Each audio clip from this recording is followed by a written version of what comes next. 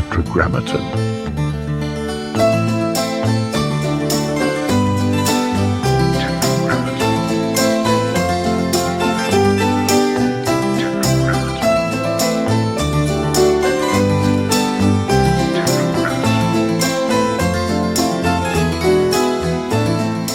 Remember what the purpose of part one and part two really were. Rick wanted to have his friend Andrew sit down and understand Jack's perspective. And it was really a talk between three silly monkeys that could speak. It was meant as a friendly discussion. It wasn't meant as really a teaching session. It was really just guys sitting down and talking shop a little bit. And it's two scientists getting together. Well, but Rick also knows a lot about Rick's this like, stuff. What are you talking about? I don't know much. But I mean, you know about my stuff. As much as I can understand. Right. A lot of it's over my head. I follow you get out in the sun all the time. I follow the methods, Yeah, but I don't it. always understand why it's good. But that's why I like you. Why? Because you know how I use cliches. The cliche is, with circadian biology, it's simple. I don't have to teach lions and hippos, quantum mechanics. That's actually how Rick came to me. And he's always maintained that issue. Huberman could not take that. He had to understand a little bit deeper. And the real problem is to understand me deeper, you do need to have a little bit of knowledge of where these ideas come from. Like Right. they're not my ideas. These are ideas from other people that have published them in the literature. The problem is nobody reads this stuff. It's like in Rick's world in music, I often think about this. When I think about part one and part two, you actually have to be Rick Rubin, young, just hear the guys that are making music in the NYU room, and he's going, I've never heard anything like this before. This is so different. It's crazy and this and that. But you know what? I need to do something with this. For you to want to come down right now and sit with me and say, Jack, I got questions about this, that, the other thing. Can we talk about that? That's what I think part one and part two is really I want to about. say one other thing about what you just said about they're not your ideas, they're old ideas, or they're little known old ideas. Your genius to me is that not only do you do the research and find these little known old ideas, but the way you put them all together, even the people who wrote those books don't have the vision you have. No. Your strength is stringing the dots together. Right. It's the Da Vinci Code when you see all the pieces and parts come together. And my job right now, like with you, Bill, is to make you understand that innovation. Like, how do all the pieces fit? Like that thing I'm thinking about when I say that, it's the Tool song. I know how we fall apart because I know where all the pieces fit. And I think you as a science journalist, bits and pieces of a lot of this, but it's the parts that you don't know and how they fit in. Like the other day when you asked me the question about cholesterol and sunlight and how I explained it to you, I thought that was... Which we can go over again today. Right. But it was a pretty cool way that I think about it, because you know how other people think about it. You've done projects with other people who think about it differently than I do. But I want you to understand the way I come to almost everything to get the framework that Rick just said, it's always about thermodynamics. I'm always the first, second, third, and fourth law. That's where Jack Kruse usually begins. And then the symphony starts. When you get a new piece of information, do you always think, how does this relate to thermodynamics? Always. That's always the measuring stick. Well, the reason why is because that's how nature works. Everything doesn't matter. I don't care what it is, whether it's Metallica, Bill's airplane flight, Bill's bank account. Entropy. Yeah, that's what it's about. I mean, he said it. That's the word. And the crazy thing is, we talked a little bit the last couple of days about like Bitcoin, just a very little. Guess what? Even in Bitcoin, entropy is a huge topic. And people don't realize that at the core of most things in our life, it really is about thermodynamics. And I look at entropy, the word, is probably a metaphor for someone like Rick. He's like, well, tell me what entropy is. It's randomness. It's things decay into chaos. Chaos is randomness. Like, and people don't realize when you try to explain entropy to a lay person, I always tell them, think about your refrigerator. We cool things down in the refrigerator, but the way we do that and burn the energy, if you put your hand behind the fan in the back of the fridge, that entropy is getting turned back into the kitchen. So that's kind of how life is on Earth. We're the refrigerator, and we are doing something very special in our tissues. We're creating order. Correct. The way Rick understands is the source code creates order from chaos. And that is how, when Rick says to me, I don't understand something, I try to distill it, and then he yeses me, and I'm like, okay, he's got it. Now, when I throw other things, like when you ask me another question, this is almost like an equalizer. You give me another variable, then guess what I'm doing? I'm throwing that into the Da Vinci Code. And then I want to give you a cogent answer so that, you know, not only do you understand what I'm saying, but I want you to understand that in my framework, this decentralized framework that I have, there's almost nothing you can't throw at me that I can't make some sense out of. I know it. I've seen it happen where I'll ask you a question about something you've never thought about before, and you can answer it clearly because you see the way the machine works. Correct. Once you see the way the machine works, you know how all the parts work because you know how the machine works. Correct. So it's a fascinating thing to see you know how parts of the body work that you've never thought about before and that you never learned about necessarily. Well, it's interesting. The big thing is, it's funny. I guess the universe is actually doing some magic on me now. Last night before I went to bed, I was on Clubhouse talking to somebody, and I heard that there was a big shooting, you know, in Maine. Yeah. And people were asking me about, you know, what the general surgeon would do for these type of injuries, because apparently one of the guys in Clubhouse had a friend that was shot. And I explained to him like how to take care of a kidney injury, how to take care of a liver injury, how to do this. And somebody finally said to me like, dude, you're a brain surgeon. How do you know this stuff? I said, it's not that hard. And it goes to the point that I'm trying to make to both of you, that when you have a centralized framework, that's your Da Vinci Code, you can't do this. When you have a decentralized framework, it becomes much easier. And do I believe that everybody who is centralized can do this? Why? Yes, because if I did it, anybody can do it. And you started centralized. Absolutely. You're a product of the centralized Dude, medical system. I was the worst centralized person in the world because I was arrogant, ignorant. I mean, I defined the Dunning-Kruger effect. Let's explain what centralized means in your definition. You kind of have two aspects to it, right? Centralized is, number one, sort of central control, funding, dominant paradigm, NIH. Well, one single thing. In other words, the IRS controls tax collection. That's centralized. The EPA controls the environment. The president controls the executive branch. Now, nothing in biology is centralized. Everything has coupled system, meaning there's the minimum is 2. So for example, the question that you started this off with, Jack, let's talk about circadian biology. Why is it decentralized?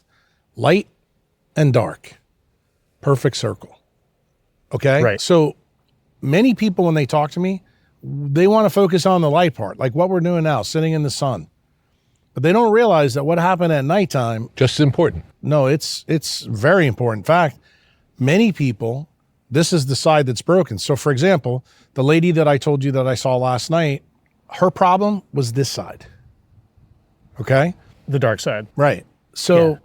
patients can come to you, and the first thing I'm thinking of, okay, which side of the circle do we need to focus in on? The light or the dark. Right. And then Night or daytime. right. And then the real complex one is when they have multiple issues, then they can Right. be both. And then that's what makes them the most difficult, because you have to figure out, you know, it's almost like buying a Ferrari and getting it from Ferrari and it's in 500 boxes. And you're like, yeah, I just bought a Ferrari, but I can't drive it.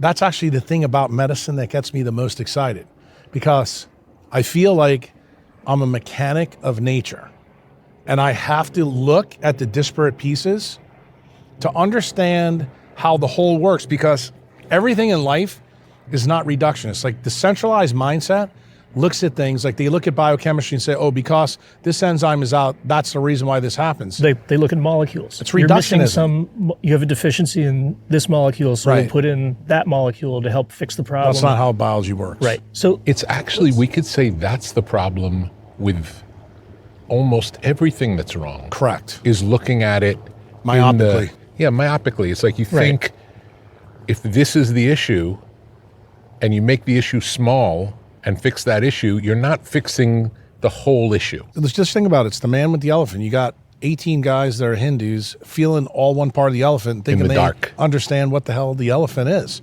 And they classic. don't. They have an ambient awareness of what an elephant is because of the part that they understand.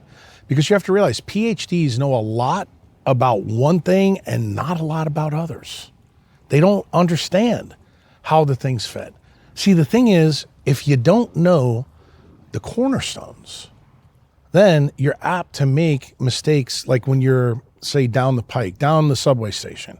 And the thing is, I don't think it's a bad thing to point stuff like this out to those people, because when they see it for themselves, then they start to go, how many things do I think I know that maybe that kind of mistake is built into the system?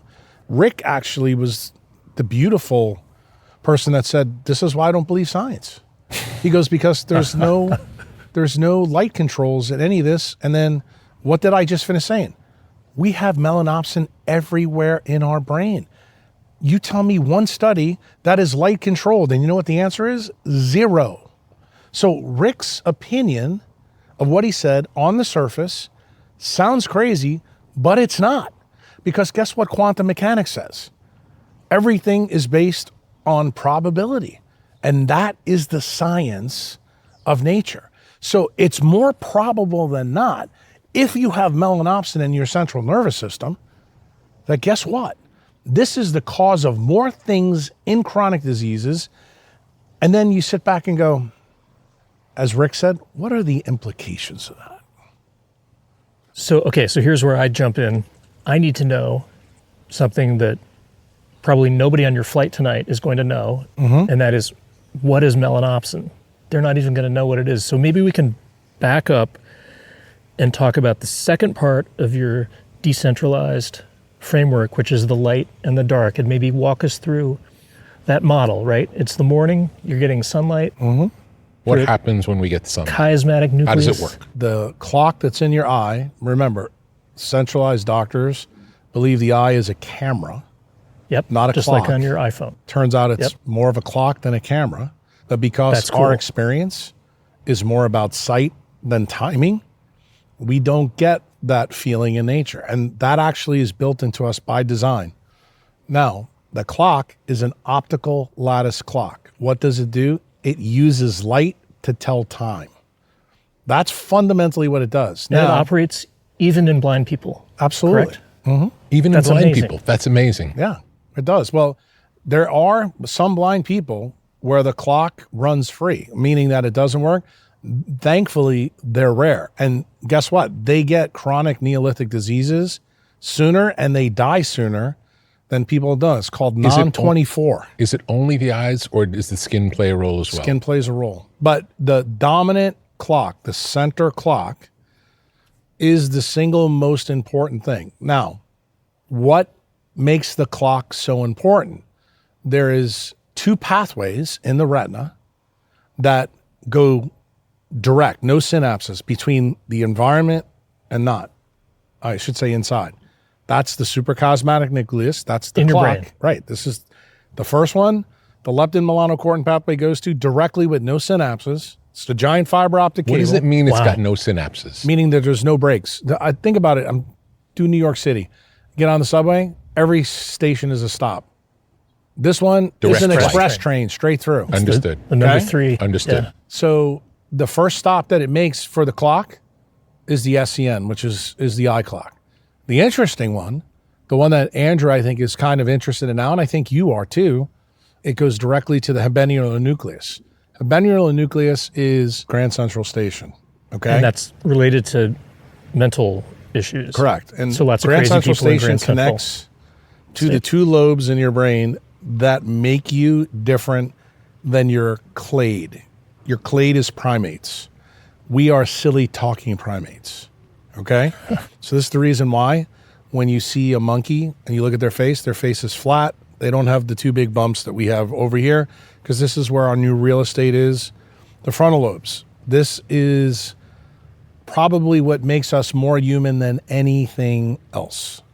So when you see this organization, you go, wow, nature's trying to tell us something. That it doesn't make any synapses for light until it gets to these two important Grand Central Station stops. So the first question you should ask yourself as a decentralized person, why is that? And it turns out that's where all the information channels go. So now the mindset I want you to get is fiber optic cables. The fiber optic cables are sending the light show to different places, and then the light show is distributed and further refined. In other words, the information is now being parsed, okay? What is the number one thing that's doing the parsing? There is no number one thing. Remember, that would be a centralized idea. Light, melanin, and water are the big players, but then the non-visual photoreceptors, that would be like the traffic lights in the tunnel, thinking about it in a subway. In other words, when the light passes, that changes green to red or to caution, okay, like yellow. And then if the light happens to stop there because, say, there's a melanin way station, the melanin absorbs all that and then does something different. Why? Because that's what the physiologic requirements of that particular fiber optic circuit is, okay? Okay. Now, the way the brain was built from octopus, because that's what Andrew likes to study, and this is the most important probably idea that I can give you in this analogy, is Andrew loves octopus because when you go see him in a tank, they're creating a light show in the water. It looks as cool as shit, especially if you turn the lights out. But the funny thing is, if you came into surgery with me and I opened up a head and you guys were there and didn't pass out, you notice that there's no light show. Right. So what is the idea there? Well, octopus or cephalopods went from, they came into being 500 million years ago. We are now 2 to 4 million years. So in 500 million year time frame, evolution has built a much more complex system inside the fiber optic cables to retain the light. Now, what are some of the key features that I want you to pay attention to when you listen to part one and part two? I mentioned to Andrew, and I was also stunned about this, that everyone knows when an octopus or a cephalopod is attacked, they emit ink. I don't think that he knew that the ink was filled with 70% melanin. And I said, do you realize? That's why it's dark. Correct. I didn't know that either. Right. But you know guess that? what? I didn't know that. The thing is, what is the animal doing? The animal is using melanin in a unique, novel way that was important 500 million years ago. How do we use it? Oh, no, we internalized it, and now we keep it inside for a reason. Next question you ask yourself, why? I have a question. I think of melanin as something that appears on my skin when I get a tan. Mm-hmm. What the hell is it doing inside my body? I just answered the question for you, and you didn't realize. Say it again. The octopus emit the light. You don't. The melanin is keeping the light inside the system. I'm not sure I understand that. Well, you do. It's keeping light inside. Well, Rick's car, his color of his car is dark. If he puts the cell phone on top of it, does it get hotter or colder compared to a white car? Anything dark absorbs light. Sure. There's your answer. And melanin happens to absorb every frequency. Remember, the frequency that we operate with, 1 octave of the electromagnetic spectrum. There's 73 octaves. But we, for some reason, tied to the story we're laying out here, we just like that one. I have a feeling by talking about melanin on the skin, it's a distraction because that's not the show. You mean for me? No, for everybody. It's like when we think of melanin as being on the skin. I agree with this. It's a false rudimentary premise. But it's the only experience of melanin most of us have. That's where we hear about it. Right. What Jack is saying is the body is filled with melanin. Correct. The skin is showing us something that's going on inside the body everywhere. Is that correct? Right. And you got it. And the simplest thing is think about our clade again. Bill's struggling with this, and I guess other people will struggle with it. But I want you to think about our nearest relative, the chimpanzee. Most of their melanin is on the outside, in their skin and their hair.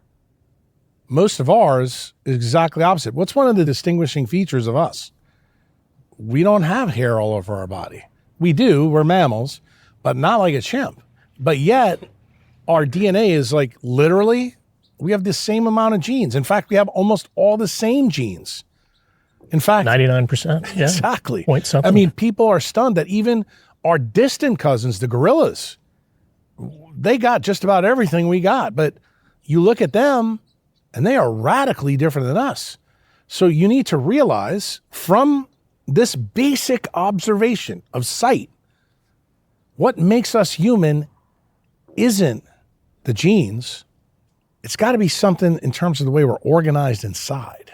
Wow. Okay. And that is the story of Melanin. That is the story that I brought Rick and I brought Huberman. I told Rick, I said, Rick, what I'm going to tell you, this is the greatest story ever because it's the story of us. And let me tell you something, every branch of science has always been interested in us. I mean, even the famous Richard Feynman took a year off to come out here in California and learn biology. And he walked away as a brilliant guy and said, this is too hard. I mean, think about that. It's wet, it's messy, Yeah. complicated, Dude, doesn't make it's- sense. But it's the greatest puzzle in the world. I agree. So the light that comes in through our eyes is seen by a lot of what's going on inside of our body. Is that Yes. correct? Oh, yes. That light coming through your eye? It doesn't end in our brain. Oh, no. Look, remember the other part of part 1 and part 2. This is where you got to know a little science. Brain and skin, and remember the retina is part of the brain. They come from the same tissue when you form, neuroectoderm. Oh, okay. So these things are connected. So that's the reason why when you said to me, everybody gets sidetracked by melanin in the skin, realize that your skin is a solar panel for your brain. That's the reason why they come from the same part of the embryo. See, that's part of the decentralized magics that I want you to understand, because that's not what the centralized guys tell you. Because if you had this basic rudimentary understanding that I'm giving to you guys now, you immediately, as person in the public, should go, then why the hell would we ever want to put sunscreen, clothes, or listen to anything a dermatologist has to say if this is our accessory solar panel to our eyes?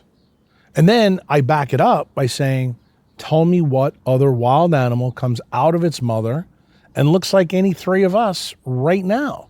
And then the second order question, what's the nonlinear collateral effects photonically of making those decisions? See, and therein lies where I like to be. See, for me, this basic stuff, We want This to is, understand the basic stuff. Sunlight 101. Sunlight 101. So much of today's life happens on the web. Squarespace is your home base for building your dream presence in an online world. Designing a website is easy, using one of Squarespace's best-in-class templates.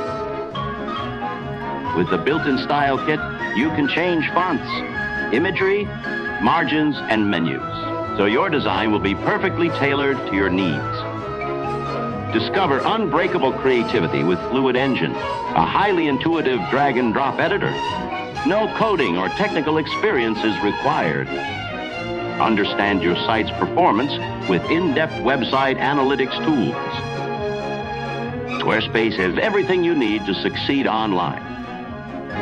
Create a blog, monetize a newsletter, make a marketing portfolio, launch an online store. The Squarespace app helps you run your business from anywhere. Track inventory and connect with customers while you're on the go. Whether you're just starting out or already managing a successful brand, Squarespace makes it easy to create and customize a beautiful website. Visit squarespace.com/Tetra and get started today.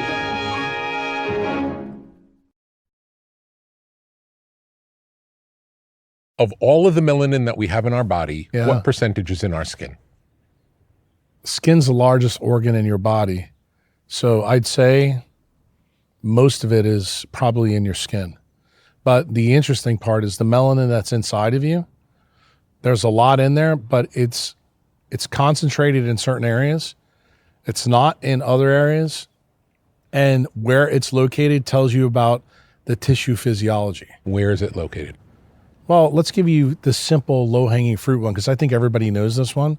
Sorry about Nobody knows any of this. Yes, they do. They know about Parkinson's disease. Okay. Okay, so Parkinson's disease, you shake, you get expressionless face. Yeah.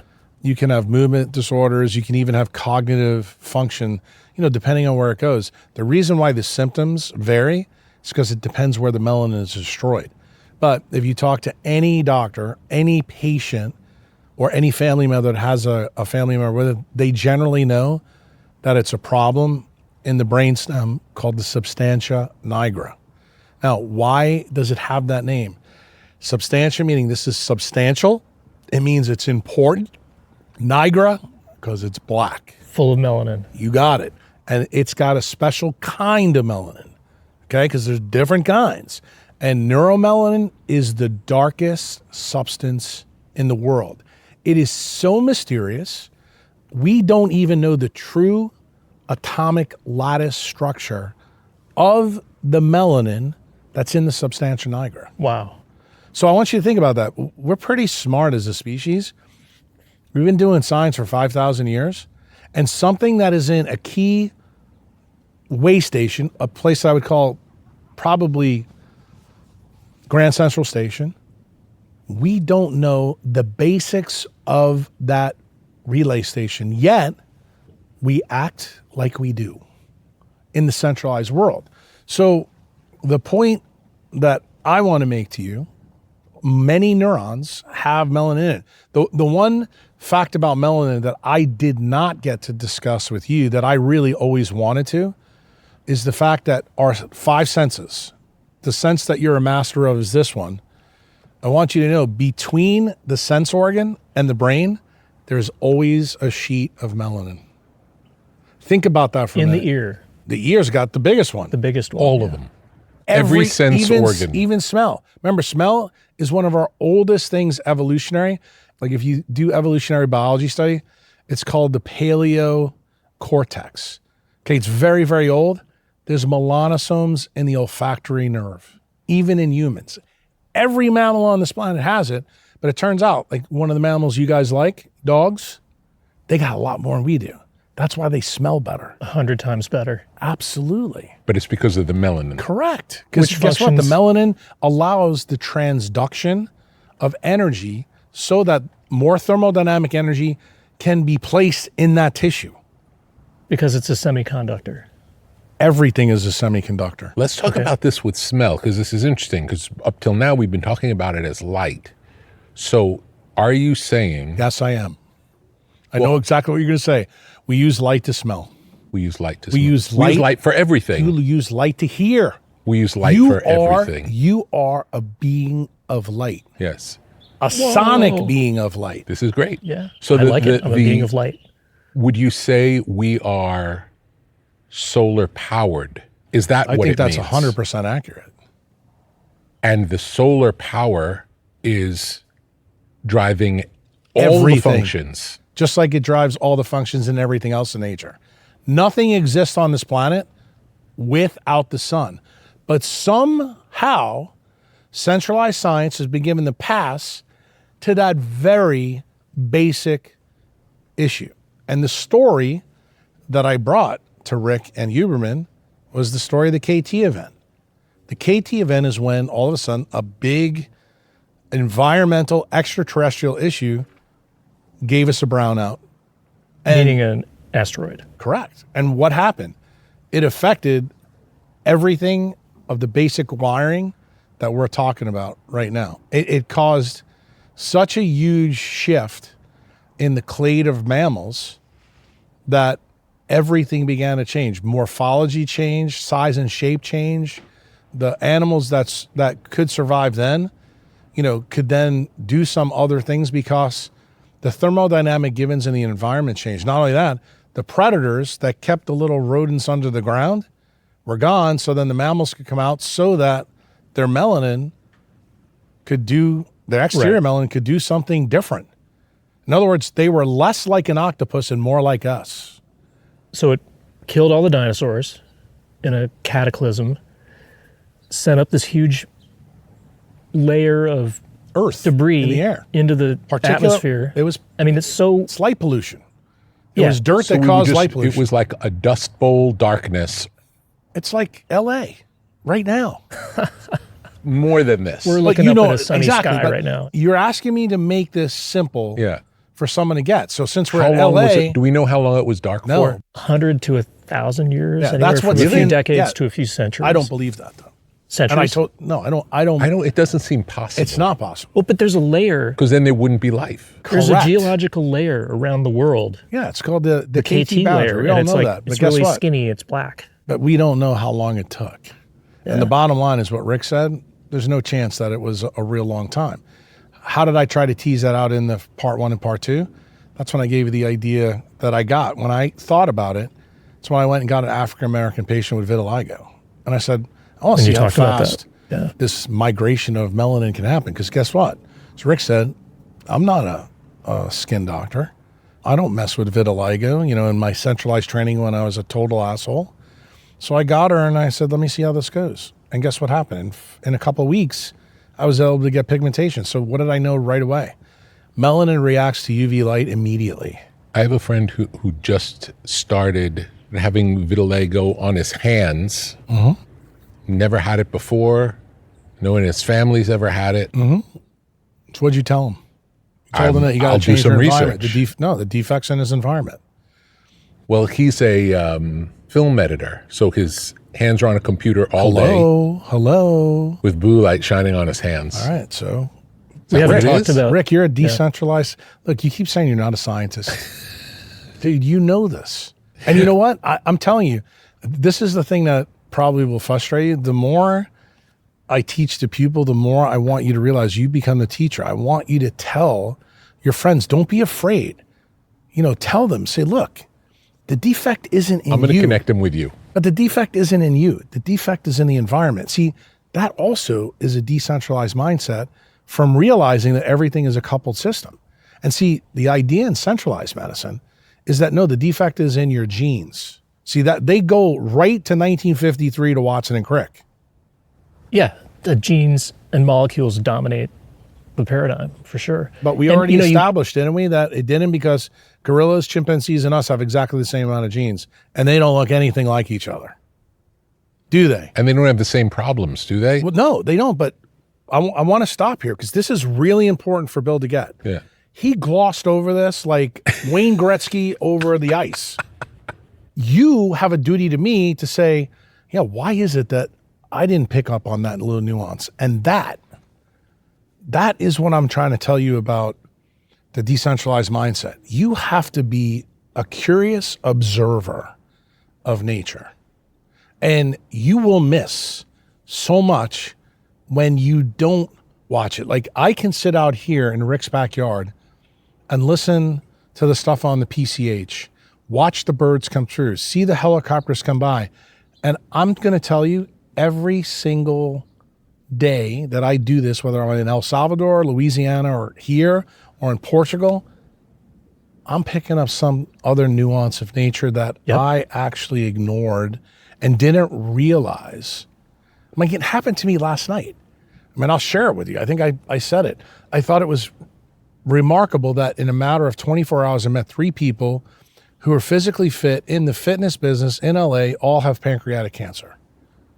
I finally brought it out to somebody and I said, it's kind of funny. I've been back in trauma call, gained probably 30 to 40 pounds back to pay my legal bills. I'm 60 years old. I don't take any medicines. But you look at my facade and you look at your facade and, you're got 9,100 million people following you and you're making millions of dollars on the internet.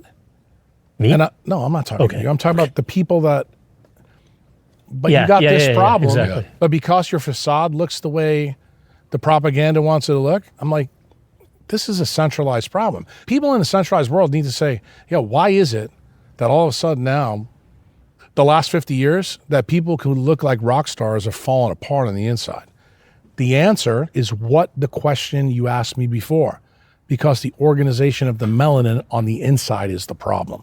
So you're talking about awareness of your environment, basically, big picture, and being more aligned with finding the correct environment also. I'll add something to that, which is because you've been taught something, to not assume that that's either correct or the whole story.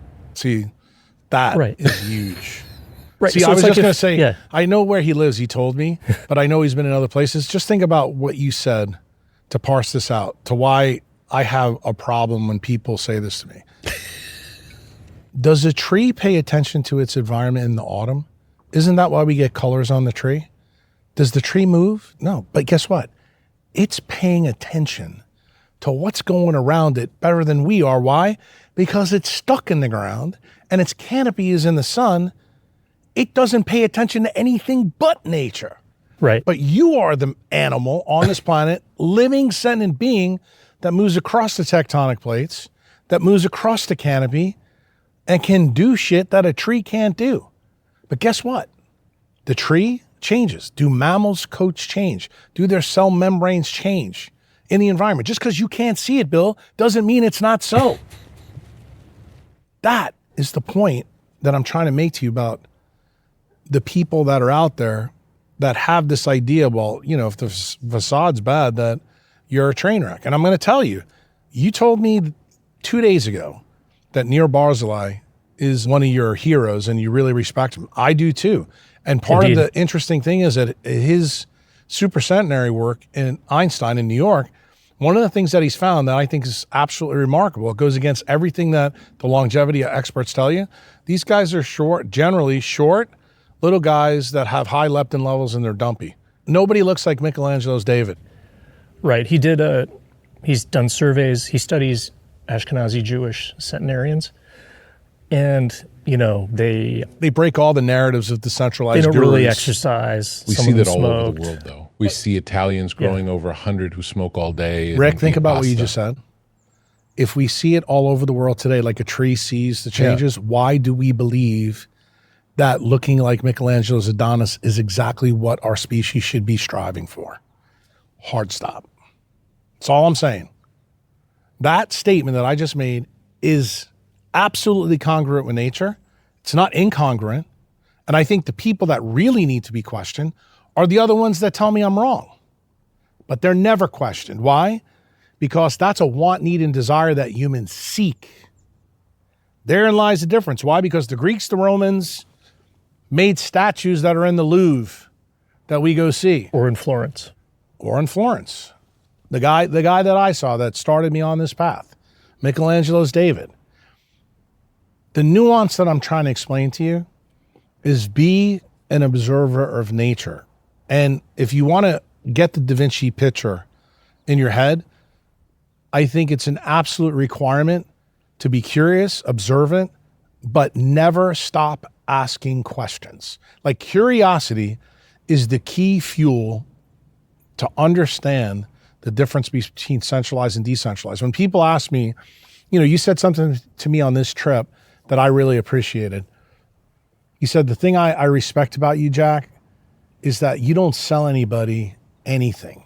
Right. What I You're not sell trying to people- sell me a supplement. No, what I'm trying to sell dig you that. is on a new way to think. Because I know that when you begin to think in a decentralized fashion, Bill is going to come to me and say, you're not crazy, we are. And now I understand why you're so frustrated, because this really is this blatantly obvious. It's not that difficult to go out in the sun every day and live the way we're supposed to live, like the lions and the hippos. The problem is we've created a world that makes that inconvenient. And then we've layered on this big layer of mayonnaise of propaganda, and it's a huge problem. I mean, this is the problem that I have to face, and I fight against it. I mean, Rick knows.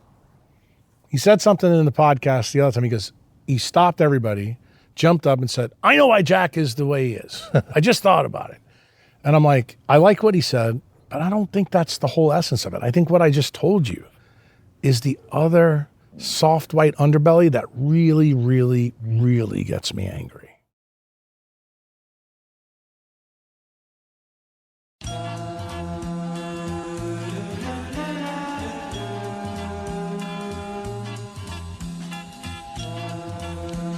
LMNT. Element Electrolytes. Have you ever felt dehydrated after an intense workout or a long day in the sun? Do you want to maximize your endurance and feel your best? Add Element Electrolytes to your daily routine. Perform better and sleep deeper. Improve your cognitive function. Experience an increase in steady energy with fewer headaches and fewer muscle cramps. Element Electrolytes. Drink it in the sauna. Refreshing flavors include grapefruit, citrus, watermelon, and for a limited time, chocolate medley, which you can enjoy hot. Formulated with the perfect balance of sodium, potassium, and magnesium to keep you hydrated and energized throughout the day. These minerals help conduct the electricity that powers your nervous system so you can perform at your very best. Element Electrolytes are sugar-free, keto-friendly, and great tasting. Minerals are the stuff of life. So visit drinklmnt.com/tetra and stay salty with Element Electrolytes. LMNT.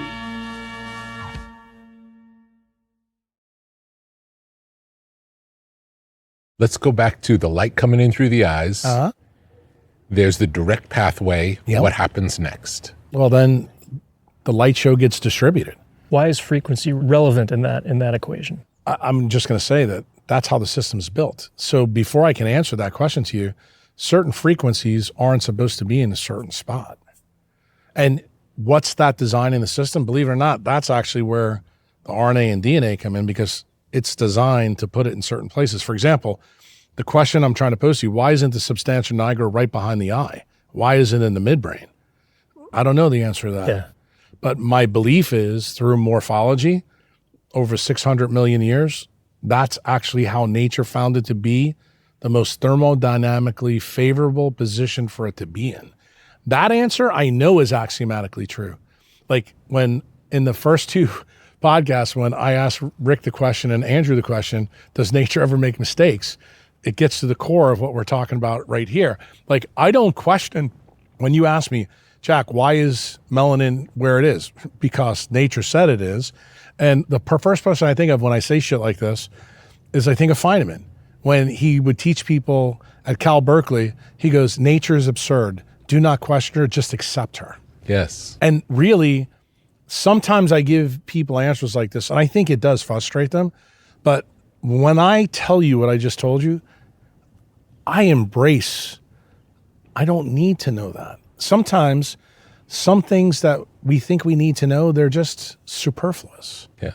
And this is one of those things. I just know where the substantia nigra is in humans, and I know what it's connected to, and I know where it goes, and then I know exactly what it's important for and what key frequencies are there and what it does. And then that's where we have the next discussions. Okay, after the array, then why does this happen?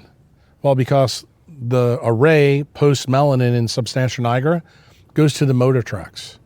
That is the prefrontal cortex. That's part of the territory in the two lobes that make us special that controls our motor ability.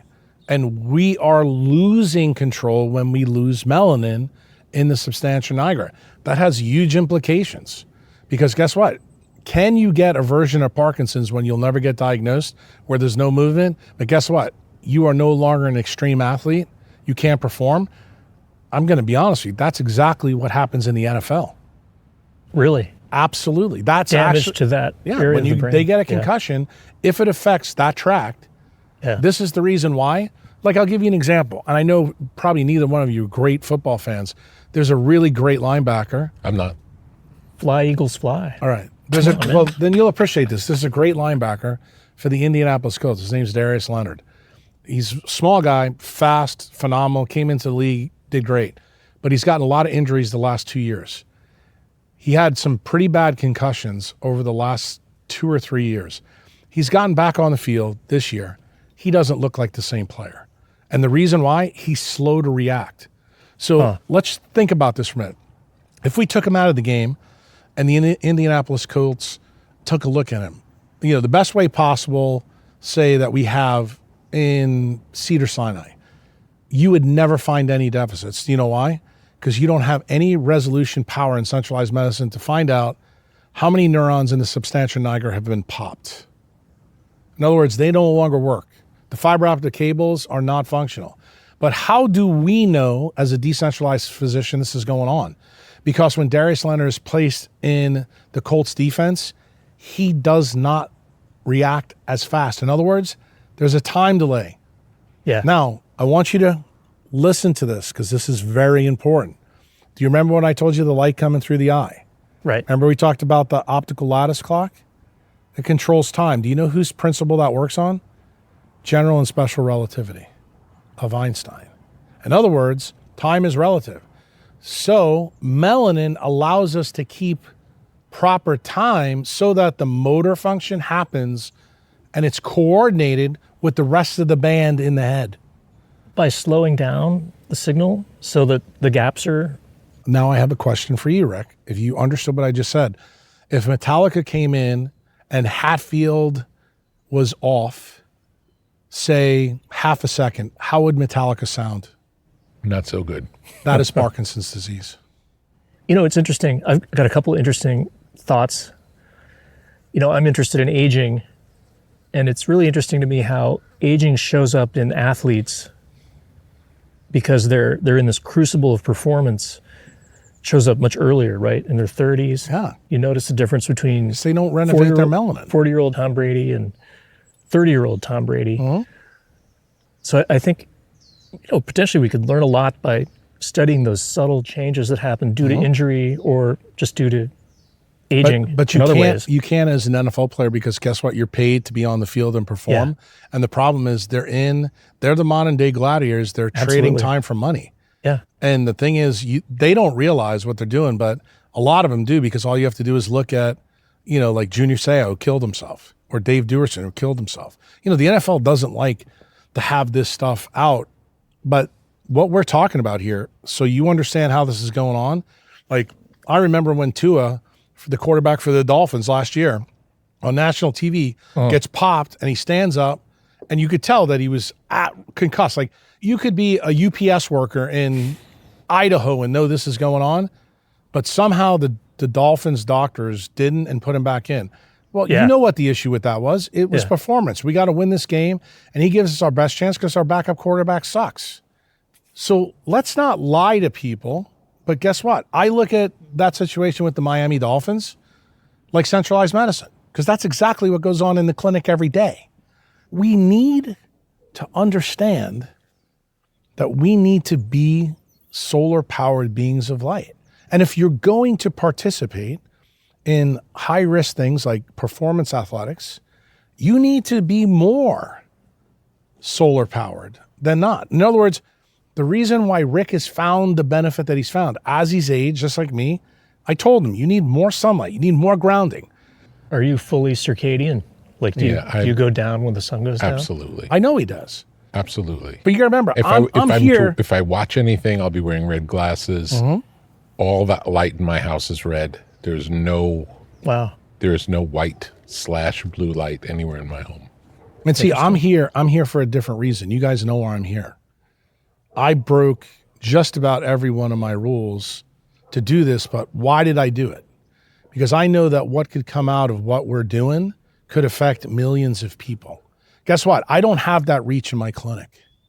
When I fix somebody with Parkinson's disease and refer them, to say a functional neurosurgeon to get, a DBS stimulator put in. The treatment, this is the most ironic part of this whole story. It's electric. It is. It's an electrode that goes in the substantia nigra that replaces the sunlight they don't have.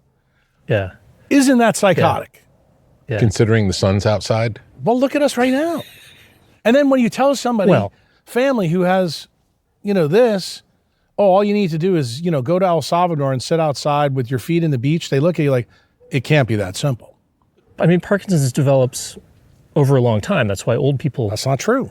Okay, so I have a You close, just made the mistake of forgetting Doug Wallace's axiom. I have a close If family member. heteroplasmy raises fast in that part, Okay, you can get like that. that's true. You can get it at an earlier age.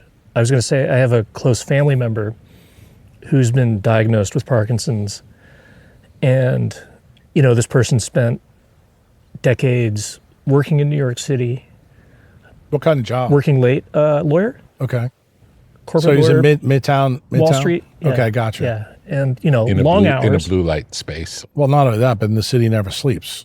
Let's. Very blue light. Yeah. They would go on vacation in Greece every summer for like a month. But, listening to you and doing the reading I've done, I start to wonder, like, could that environment have kind of Set the stage. overwhelmed him eventually? So fast forwarding to now, every day he goes out with his partner and they go out and walk in the sun for 20 minutes. And But he's first doing thing it in in the New morning. York, though, right? Nope, he's in, I think he's in Chicago, So it went outside from the Chicago. frying pan to the fire. See, that's the problem. Well, I mean, the sun shines. You've better than totally the missed Sun's It's not better the than same a- everywhere. Tell us about the sun. Well, before we get there, Okay, but we I gotta- do want to know where we the got to sun finish is best. this Yeah. because it goes back to an initial question we asked. And I'll explain this to you. The sun, the latitude of Chicago and New York is the same, but remember the population densities there. The way electromagnetism works, because remember, light is Now electro. we're getting into electromagnetism. No, we have We've been there. in- Okay. That's not a fair statement from you. You know that sunlight is part of the spectrum, one part. Sure. I'm going to tell you there's a difference between New York and Chicago. It's a major difference. And it's not just the latitude difference. It's also the light that gets through it. The population density where you live affects how much light you can absorb because of how many electrons you have. But here's the most interesting final touches on the Parkinson story. So remember how we talked about the light coming through the eye, okay? Getting distributed, going to the substantia nigra. Part of the podcast, part 1 and 2, I mentioned to you, Bruin, and we skated over it like Wayne Gretzky. Do you know that people with Parkinson's disease have higher incidence of melanoma? Do you know that people with Parkinson's disease have higher incidences of hypothyroidism? So I want Rick Rubin to hard stop and go, Jack, explain this to me like I'm a third grader. I already told you the answer. Remember, it's a fiber optic track filled with semiconductors. The first train stop past the suprachiasmatic nucleus is the pituitary. So this is the reason why when the light show is disrupted at the SCN, then the inputs before the substantia nigra are also affected. This is the reason why the incidence of hypothalamic disease is higher. The number one, which is thyroid. So that's the reason why hypothyroidism is a big feature of Parkinson. If you know anything about thyroid function, T3 controls neuron function and motor function. Well, guess what? Now you begin to know why their expressions change, why their cognition changes. In other words, it's not always about the light and dark cycle. Now we're in the collateral effects. The cascade. Yeah. You got it. Yeah. Now, the melanoma part. You already know, and I've established for you, that the substantia nigra has lost the neuromelanin there. Well, why do they get melanoma? Well, if you don't have it there, Rick, from what I told you in part 1 and part 2, what do you think their skin looks like? They got none. So, and what do? He just beautifully put the icing on this story. He's a corporate lawyer in New York in blue light. What did I tell you gives you melanoma? Boom. So, your friend, your story, the Simple Podcast. I just explained to you something that is well documented in the literature that if you walked into a neurologist's office, I almost guarantee you 90% of them do not know that melanoma and hypothyroidism are features early on of Parkinson's disease. Interesting. I did not know that. But to put the cherry on it, Now wait, now the doctor in the NFL But you go to see the doctor, the expert. to know yeah, this. yeah. And if they don't know this, there's no way they could see the big picture. So because they're looking at a small picture, Myopic, whatever, reductionist. yeah, whatever they tell you, they're only dealing with a The small small circle of light. aspect Yeah. In other words, of the situation. It's not a holistic approach. It's the exact, I don't like that word. It's the exact analogy that you guys used earlier about the elephant. Centralized medicine is touching the tail. Okay, feels like an elephant because I felt a lot of tails. But it turns out there's a whole other story here. And the reason I'm stopping you on this, You guys think I'm going to go off on a tangent. No, I'm still on the same thing we've been talking about. Light through the eye. All of these ideas, we're using one disease to explain how all these other things go. Because when you want to see this Da Vinci Code thing, I'm explaining to you right now when a patient comes into me who has Parkinson's, you know the first thing I'm doing? I'm looking at their skin. I'm looking at their thyroid function. I'm looking at all these other things that other neurologists and neurosurgeons never look at. And then they wonder why, when they put the pallidotomy into their brain, why this person isn't getting better. Because you only fixed the suspension nigra. You didn't fix the other problems. Welcome to the House of Macadamias. Macadamias are a delicious superfood, sustainably sourced directly from farmers. Macadamias, a rare source of omega-7, linked to collagen regeneration, enhanced weight management, and better fat metabolism. Macadamias, heart healthy and brain boosting fats. Macadamias, paleo friendly, keto and plant-based. Macadamias, no wheat, no dairy, no gluten, no GMOs, no preservatives, no palm oil, no added sugar. House of Macadamias, dry roasted with Namibian sea salt, cracked black pepper, and chocolate dips. Snack bars come in chocolate, coconut white chocolate, and blueberry white chocolate. Visit houseofmacadamias.com/tetra.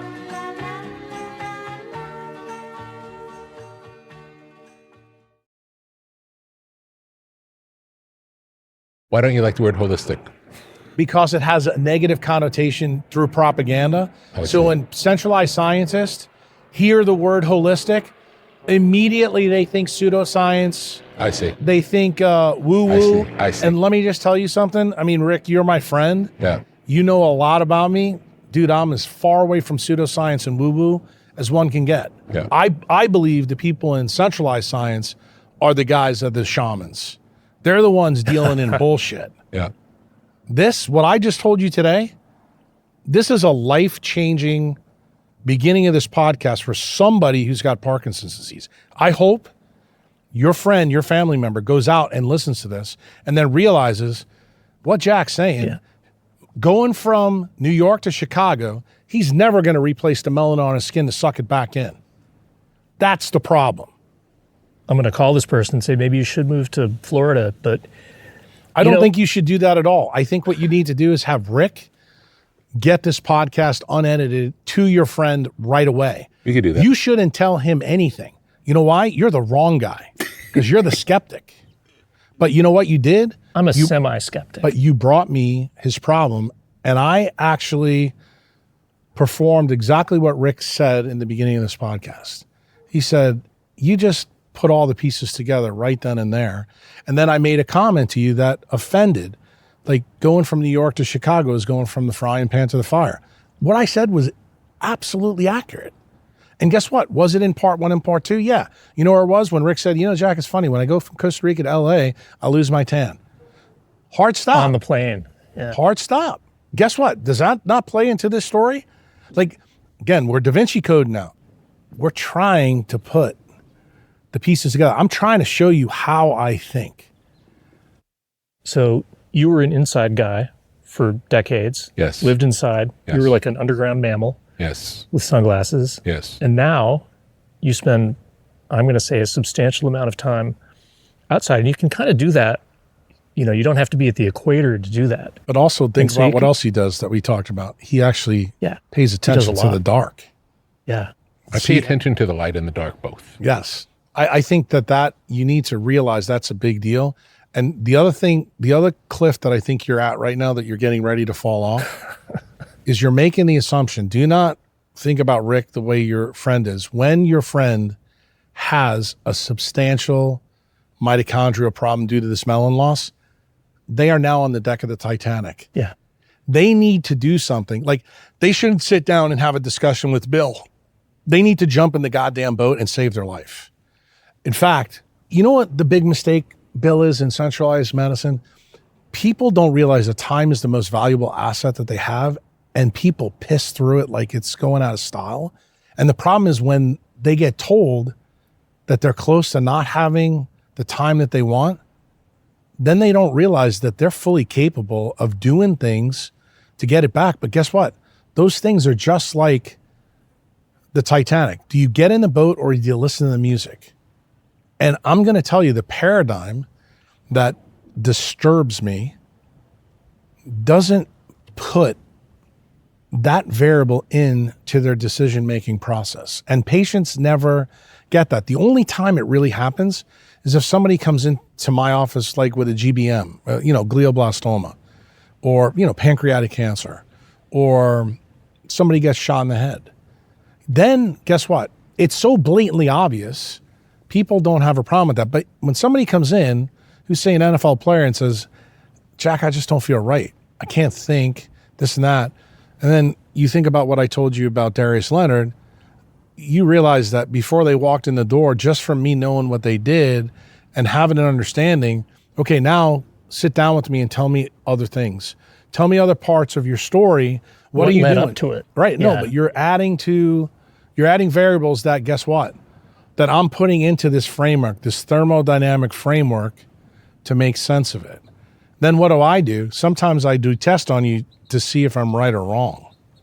Like, I'm not doing the test to actually help you.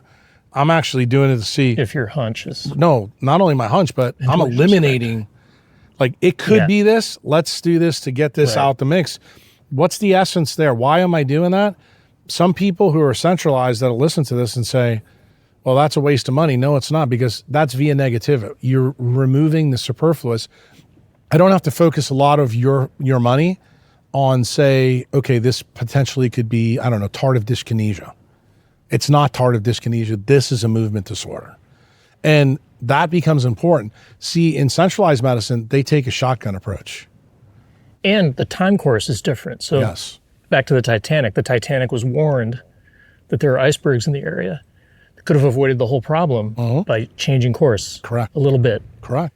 But they didn't. And so the people that survived jumped in the boat. The people that didn't listened to the music.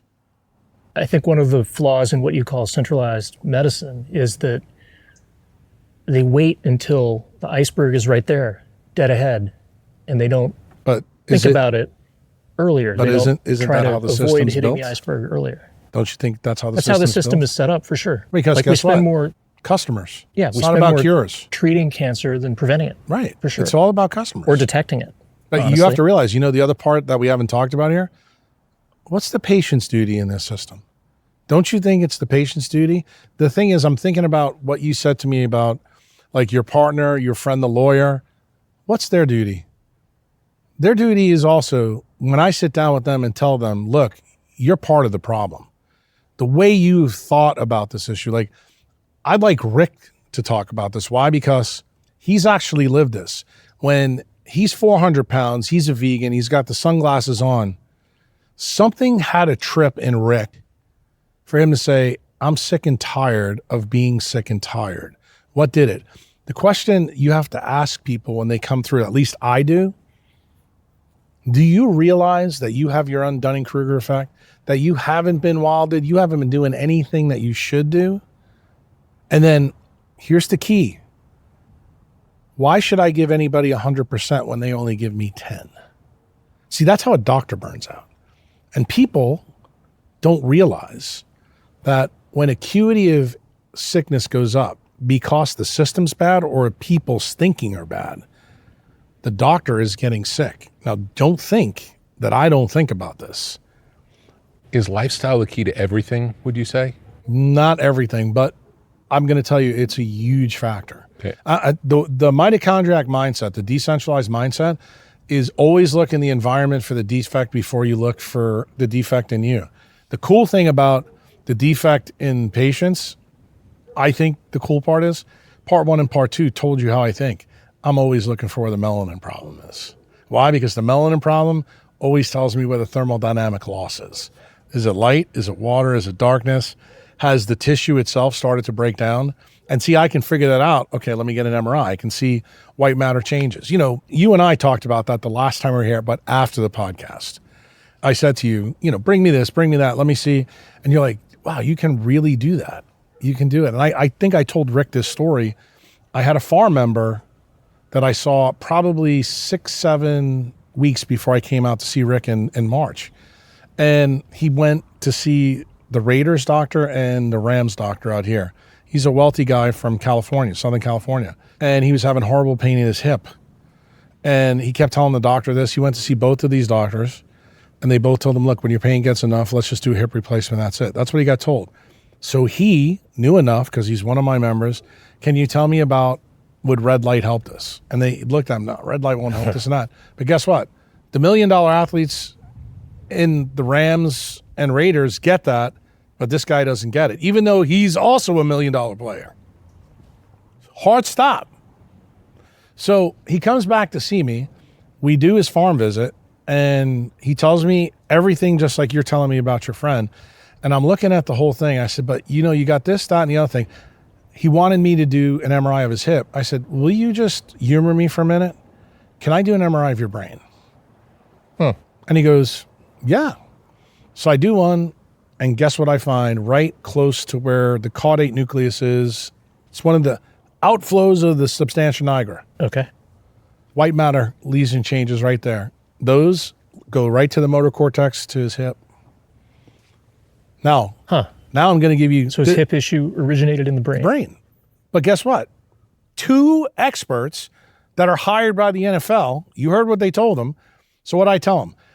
I said, get on a plane, go to El Salvador, which he did. He went there for 3 months. 3 weeks ago, I got a phone call from him. My hip pain's gone. He goes, I can't believe it. The experts were orthopedic. Yeah, of course. Right. I'm not a hip doctor. What am I? I'm the guy that knows how the body plan works. That's decentralization. Remember, I'm a neurosurgeon. The centralized I don't part want to say of me, holistic, but well, you were can looking say at the whole... look, in this podcast, you guys can say whatever you want. I'm trying to tell you that, like, when I do podcasts or you interact with me, if you use terms that I don't like, expect me to bite you like a great white shark.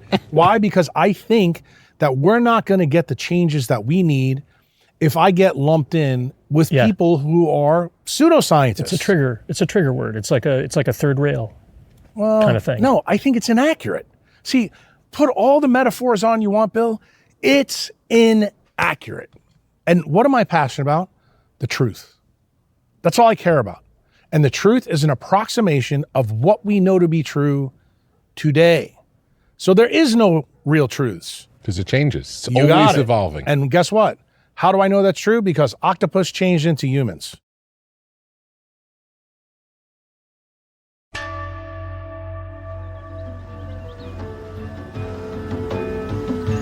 What may fall within the sphere of tetragrammaton? Counterculture? Tetragrammaton. Sacred geometry? Tetragrammaton. The avant-garde? Tetragrammaton. Generative art? Tetragrammaton. The tarot? Tetragrammaton. Out-of-print music? Tetragrammaton. Biodynamics? Tetragrammaton. Graphic design? Tetragrammaton. Mythology and magic? Tetragrammaton. Obscure film? Tetragrammaton. Beach culture? Tetragrammaton. Esoteric lectures? Tetragrammaton. Off-the-grid living? Tetragrammaton. Alt spirituality? Tetragrammaton. The canon of fine objects? Tetragrammaton. Muscle cars? Tetragrammaton. Ancient wisdom for a new age.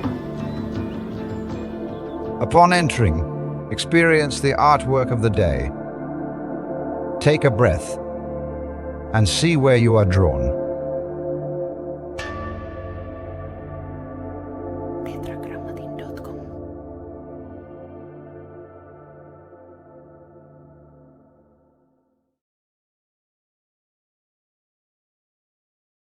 I think you need to think about what I'm saying. It's the way you think. It is totally the way you think. And you don't realize that light coming through the eye and the skin creates the way you think. And it's the truth. And it is so hard for people to accept because I think people think, oh no, the way we think is tied to our mother, our father, or this or that. No, the way Rick thought when he was 400 pounds with sunglasses on is totally different than the Rick Rubin that's sitting at this table right now. I know that. He's told me that. But you know what the problem is? It's so hard because you see the world through your own eyes and you don't realize that your eyes change. And when your eyes change, your thinking changes. And that's why I always say, when you change the environment, you can change your thoughts. I was just reading this morning a review that talked about how skin is a neuroendocrine organ that responds to the sun. Going back to what you were talking about, skin and brain are connected. But neuroectoderm. These molecules, essentially they're molecules of emotion, right? They're actually entangled. See, here's the... Beta endorphin. No. That affects your emotions. It's vitamin A and vitamin D. And vitamin D. Guess what? Vitamin A is made in the brain. Vitamin D is there. Guess what? Vitamin A and vitamin D actually interact together. That's the reason why one can't be toxic in one or the other when those are totally controlled by circadian biology. Do you know how you do unyoke them? Take vitamin D tablets or eat too much, cod liver oil. That's how you screw the whole system up. People don't realize your body already comes with an owner's manual. You need to understand the owner's manual before you go tinkering with it. When you start tinkering with it, guess what? You'll never figure it out because everybody in the world sees it. Oh, well, if you have a vitamin D of 30, you need to take 20,000 IU a day with vitamin K2, and that's it. And then all of a sudden you come back in 3 months and nothing's changed. Why? Because the photonics in the system hasn't changed. No one told you that going from New York to Chicago was the stupidest thing you could ever do. But guess what? There is the wisdom. Okay? The anger in me is because this isn't that hard to get because of what you just said. You did a simple little Google search and found out that Jack's right. The skin and the brain are connected, and they're connected in ways that the endocrinologist doesn't even realize. Connected in ways that the internal medicine doctor doesn't realize. And that the skin doctor doesn't realize. Totally. That one is completely clueless. But guess what? The reason that they're clueless is not because they're bad people. No. It's because the propaganda that was uploaded by the Flexner Report into medical school keeps it that way so that you keep running to the pharmacy, so that you keep putting sunscreen on, so that you keep having the propaganda in the system that makes you a patient. You know who has to break that? You. And guess how you break that? I just got finished telling you how you think. That's why you come to me. That is really why you come to me, because I will teach you how to think. And the way you think right now, you're becoming a much better journalist by sitting out here in the sun with me. He is way better at his job now than he's ever been. He knows that. He's been doing things. He's got famous when he was a shell of himself, but that tells you how much innate talent is inside of him. Now he looks to optimize it, and he says, look, if Pearl Jam or Metallica don't like that I'm not available after 6:30, that's their problem. I'm doing my thing because if I'm not good enough for myself, who am I good for? Can I be good for my clients? Rick has that ability and belief, and so do I. You feel better at 50 whatever than you did at 30 whatever? Absolutely. Or 20 whatever? Yes. And guess what? He's got a fake heart valve and an aorta and this and that. And guess what he's telling you?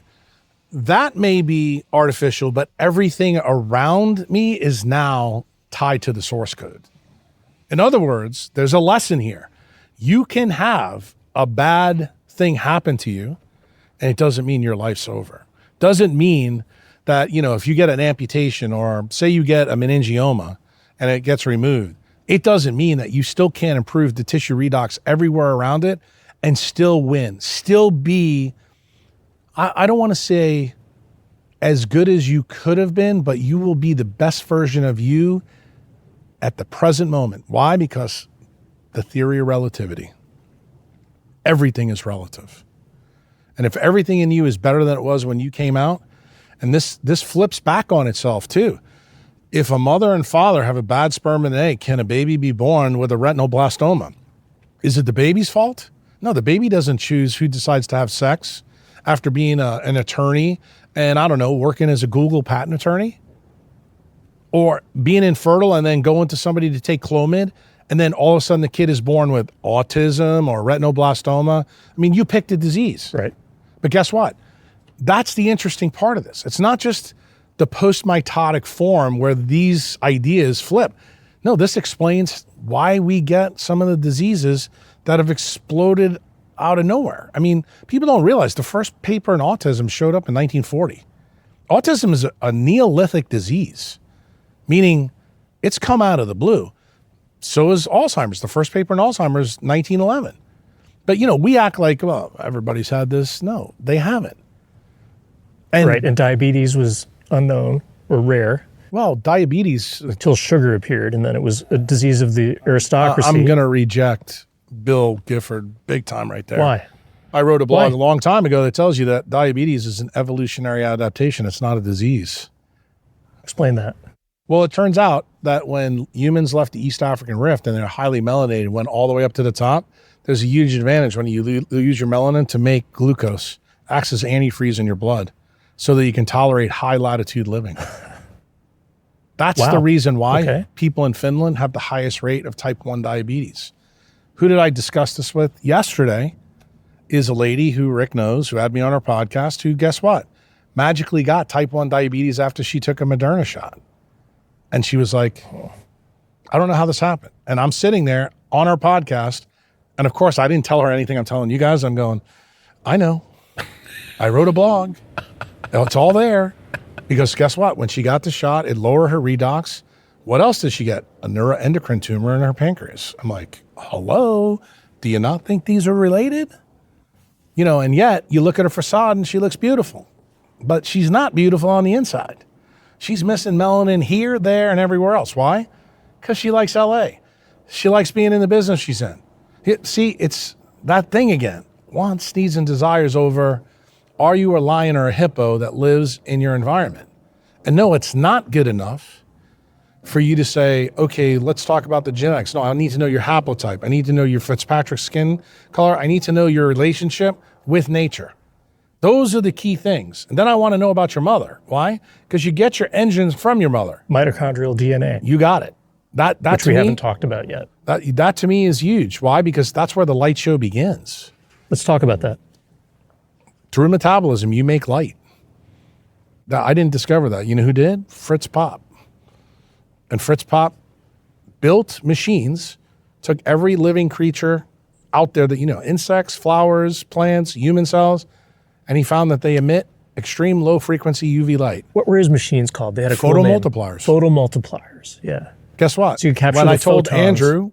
Andrew didn't know that every living thing emits extreme low frequency UV light. Neither did I. Hard stop. Well, if we emit that, why is the sun toxic? So you have to ask yourself, is the sun really toxic, or is the source of the UV light somewhere else? You may not believe it, but it turns out it's actually true. And you need to understand that pathway, that rabbit hole you jump down is important. I told Rick and I told Andrew, probably the single most important thing, in my opinion, if I was to do an M&M of part 1 and part 2, because I said it, but I don't think people who listen to it, the onion skin experiment of Gurwitch in 1923, when he cut the onion in half and put the glass and the quartz between it, you get no mitosis in the other side if you put glass. If you put quartz in between it, by definition, that one experiment told you everything you need to know about biology. That UV light stimulates mitosis. You cannot grow, you cannot evolve without mitosis. So yesterday, Bill made me really happy. He sent me a paper and he goes, son of a bitch. He goes, it's right there. You said it in part 1 and part 2, but I didn't believe it. If Jack tells you something, I promise you I didn't pull it out of my ass. Okay? I'm telling you the answer is there. But you know how I found the answer, Bill? Because I asked the question. I said, wait a minute. If Pop found this in the 60s, is this from the sun or is it from inside? And guess what the answer was? Yes, on both sides. Both. It's both. And then I said, okay, well, I need to learn a little bit more about this. And that is kind of where I started to understand leptin a lot more. Why? I said, this is a a semiconductor in us that has these unusual properties. It absorbs all frequencies of light, like everything, even stuff that this doesn't come from terrestrial sunlight. And I'm going, why in the hell would we put it inside of us? Are we making light that's stronger than the sun? And then I got the answer myself. I started looking at the absorption and emission spectra of the most important proteins in our body. And I started to see 200 to 400 nanometer light. I'm going, we don't get 200 nanometer light, but yet tryptophan absorbs that. Tryptophan makes up melatonin. And I'm going, Yeah. These are the decentralized questions that change your thinking. Just to sort of connect some dots, you started this by, you're dealing with a weight issue. Yeah. And you were trying to solve it. 360 pounds. And the prescription of eating less or eating differently and moving more. No, I ate more. Didn't Actually, work when and I you ate lost the more. weight. Okay. But I ate oysters. Okay. I ate things loaded with electrons, Okay. which is why Rick put oysters in front of you the other day. And those were delicious, by the way. Rick knows. But basically, you found Next this choice. connection between Light sunlight and electrons. and melanin. Well, no, it was electrons leptin, first. Leptin. Sunlight, electrons, leptin. These are all the pieces that started out with the beginning of this podcast, where the light comes through the eye, goes Yeah. through the leptin melanocortin pathway. Now we're getting to the core issue. Okay, what does leptin do? What does melanin do in this type of system? These were the questions that came up when I started to see the organization of the eye, the retina, and the brain very differently than I was taught in neurosurgery. I will tell you. That's the key. Right. Yeah. And the interesting part is I was taught some things in neurosurgery by, I always talk about this guy because I think without him, I don't make this quantum leap.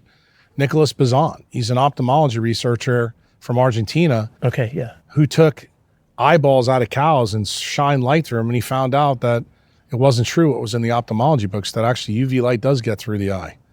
And as soon as I heard that, I was going, okay, then that makes sense. That's why melanin is in the RPE.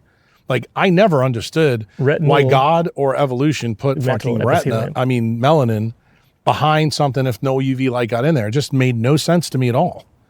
And then when I got to read his papers, but he got to be my teacher, the teacher taught me, look, just because it's not in the book doesn't mean it's not true. And I'm like, that's a new one.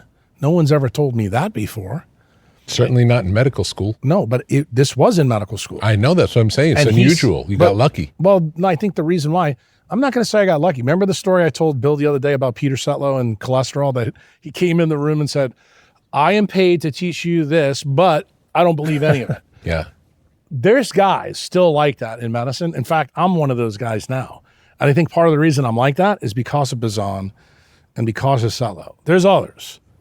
It was cool to sit down with you guys and kind of tell you how the mammalian clade came to be who they are today. That 65 million year dance. That was cool. But like after I left you guys, I wrote a Patreon blog that actually took the story all the way back to the Cambrian explosion and went all the way. Because I wanted everybody to see really how this goes. Because I personally believe when you see that 600 million year journey, then you begin to say, okay, now my journey from 0 to 60, now I see this a different way. I'm not the same person that I was at 0 because of the choices that I made in my environment, or the choices my family made, or the choices my profession forced upon me, and I allowed it to happen.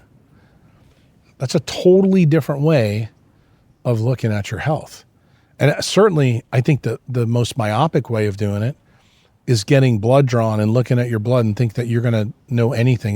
That's like the biggest myopic reductionist mistake that most people make, because that's the dominant paradigm Sure. that's out there today. Why? Because it's easy to do. Just because it's easy to do doesn't mean it's the right thing to focus on. I mean, that's part of the reason why him and I always say we're brothers from another mother, because he did the same thing in his profession. And I did. And he always jokes that he's not a scientist, but I think he is. He does brain surgery with music. Right. And I do brain surgery without a scalpel. In a dark Imprinted in room my brain. all night long with no windows Right. for, 30 years straight. That's exactly what my world was like, dude. People don't get it. They don't get I might drive home as the sun was rising and then Okay. to go to sleep, to Okay. black out blinds and go to sleep. That's actually, Wow. I think, how you learn how important some of this stuff is that we're talking about.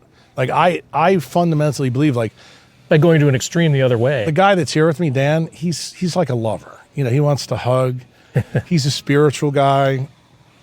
And I'm the Mike Tyson. I punch you in the mouth. And I believe fundamentally, being a neurosurgeon, all this time, people don't respond well to kumbaya.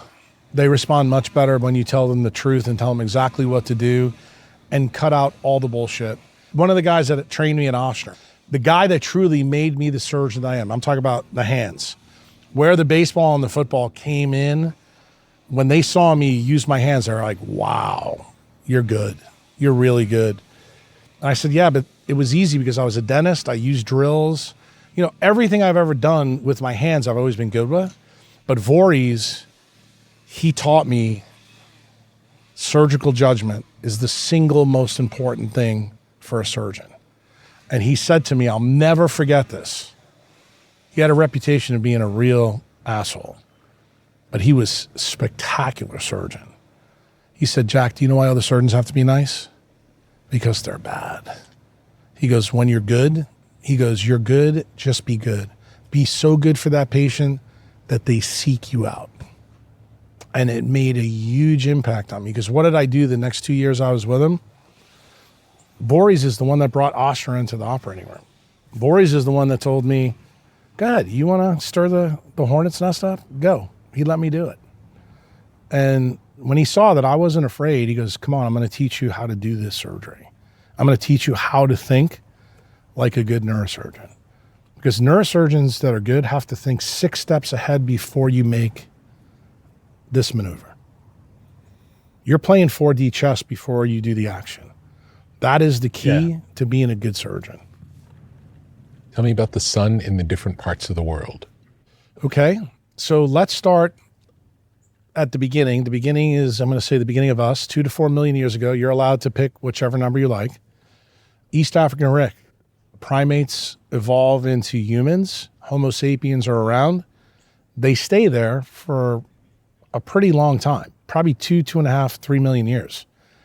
They don't decide to leave until late. Why did they decide to stay? It has a lot to do with what's very unique about the equator or equatorial zones, meaning +10, -10. It's light stability. One of the most important parts of circadian biology that doesn't get enough press, in my view, is light stability. Rick, you'll understand this really well. He may not get it. When you're in Costa Rica, don't you find it amazing that the sun rises at 6 and sets at 6?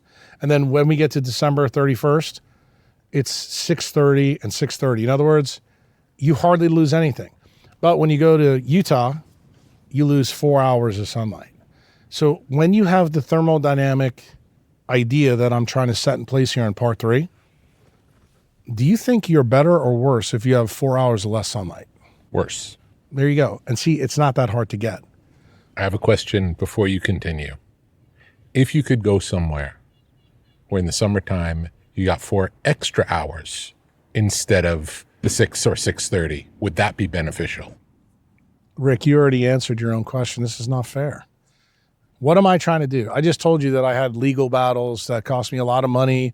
People are trying to take my license away, through COVID because I won't comply with anybody. I'm trying to reverse all the things that I had to do to get to this point to be with you and Bill today. So any benefit to being in more sun, more hours of the day is a good choice. Well, for me, remember, I'm talking about my problem. Yes. I told you I have no medical problems outside of probably an extra 40 to 50 pounds that I didn't have before this process started. That will go. Why? Because now I'm on the opposite side of that. So did I already start the program to do what I just told you? The answer is yes. And you happen to know that I've ramped it up because I just went from Destin in New Orleans to the 13th latitude. So why am I telling you this? Not to tell you my personal laundry, but I don't really care because it's important for people to see. But it's also important for like guys like you and Mr. Dorsey. I told you that Malibu is not good. I don't even like, Europe. I don't like Hawaii, but I like 60-year-old Rick Rubin where he is right now down at the 9th latitude. Oh, I like that Rick Rubin. The fact is that you have gotten that message and you understand it. I don't bother you about it. We have never really talked about it. Why? Because you're the line in HIPAA that gets it. The people I got to focus in on is Bill. When I fought with Bill yesterday a little bit about Salt Lake City, but I want him to understand why that is not a good choice when you have a thermodynamic mitochondrial disease. So I'm looking at you and listening to your story and the pieces, you're in a state of stress, and that's pushed you to a place where it's not pushing me to a place. I knew I needed to go there. No, I had to go back and do trauma. He's treating himself. Yeah. He's treating himself. Yeah. Yeah. I mean, I'm using the same things that you guys are trying to put on film and audio to try to reverse what I caused. I know that I caused this. You're doing surgery. You're back in. Yeah. Doing trauma surgery. Okay. Up 24/7 for 7 days. So you're back in that. The last week that I did it, I was the most miserable bastard bastard you could ever imagine. They kept me awake for 4 straight days. I was ready to kill him. No sleep, bad light. No. All the things that were killing you to begin with. Horrible. Interesting. Horrible. Sounds horrible. Oh, it is. It's probably confirming. Right. Well, if I don't do that, I never get to Rick and Huberman. I never get to what we're doing today. I never get to what we may do. Yeah. What's my real goal? My real goal is to change the centralized medicine. That's my real goal. And I don't believe that anybody's changing it from inside. I think the change is going to come from outside. I think it's kind of like what Buckminster Fuller said. He goes, instead of trying to improve something, he goes, just blow it up and start over. I think that idea is probably very accurate, but it's also very inconvenient. I mean, can you imagine like Rick Rubin telling Eddie Vedder, yeah, that song sucks, you just need to start over. I know Rick's not going to say that, even if he thinks it. But, he may say this, that, and the other thing, and then get Eddie to go, this really does suck. It's no different than when I sit down with a patient and say, okay, you got a GBM. You want to live 4 or 5 years because the book says you can't? Okay, this is what you need to do. And then they look at you like, you want me to leave New York City? Do you know who I am? Do you know what I do? Do you think I care who you are? Do you think I care what you do? Because you're nature. Correct. You are that wild animal that's no longer wild. And nature is telling you, you got a big Goomba on your head because you're paying the biologic toll of making bad decisions. Well, that's not my problem. I can't move away. I'm a famous, movie producer in Los Angeles. What do you mean you want me to move to El Salvador? Who do you think keeps the lights on here? Dude, I hear that every day, Bill. And I look at the person, and what am I supposed to do? They're allowed to lie to themselves. You know who they're not allowed to lie to? Me. You are paying me to tell you the truth. Now, you may not like what I say. You may not even like how I say it. For sure, they don't like how you say it. Right. But that's also okay. You know why? Because the lesson comes from evolution. That's why you have extinction events. Nature doesn't sit down with you and have a discussion because you like your job. It doesn't. Like, it tells the wildebeest, you got to cross the Nile River. And by the way, there's 30-foot crocodiles in there.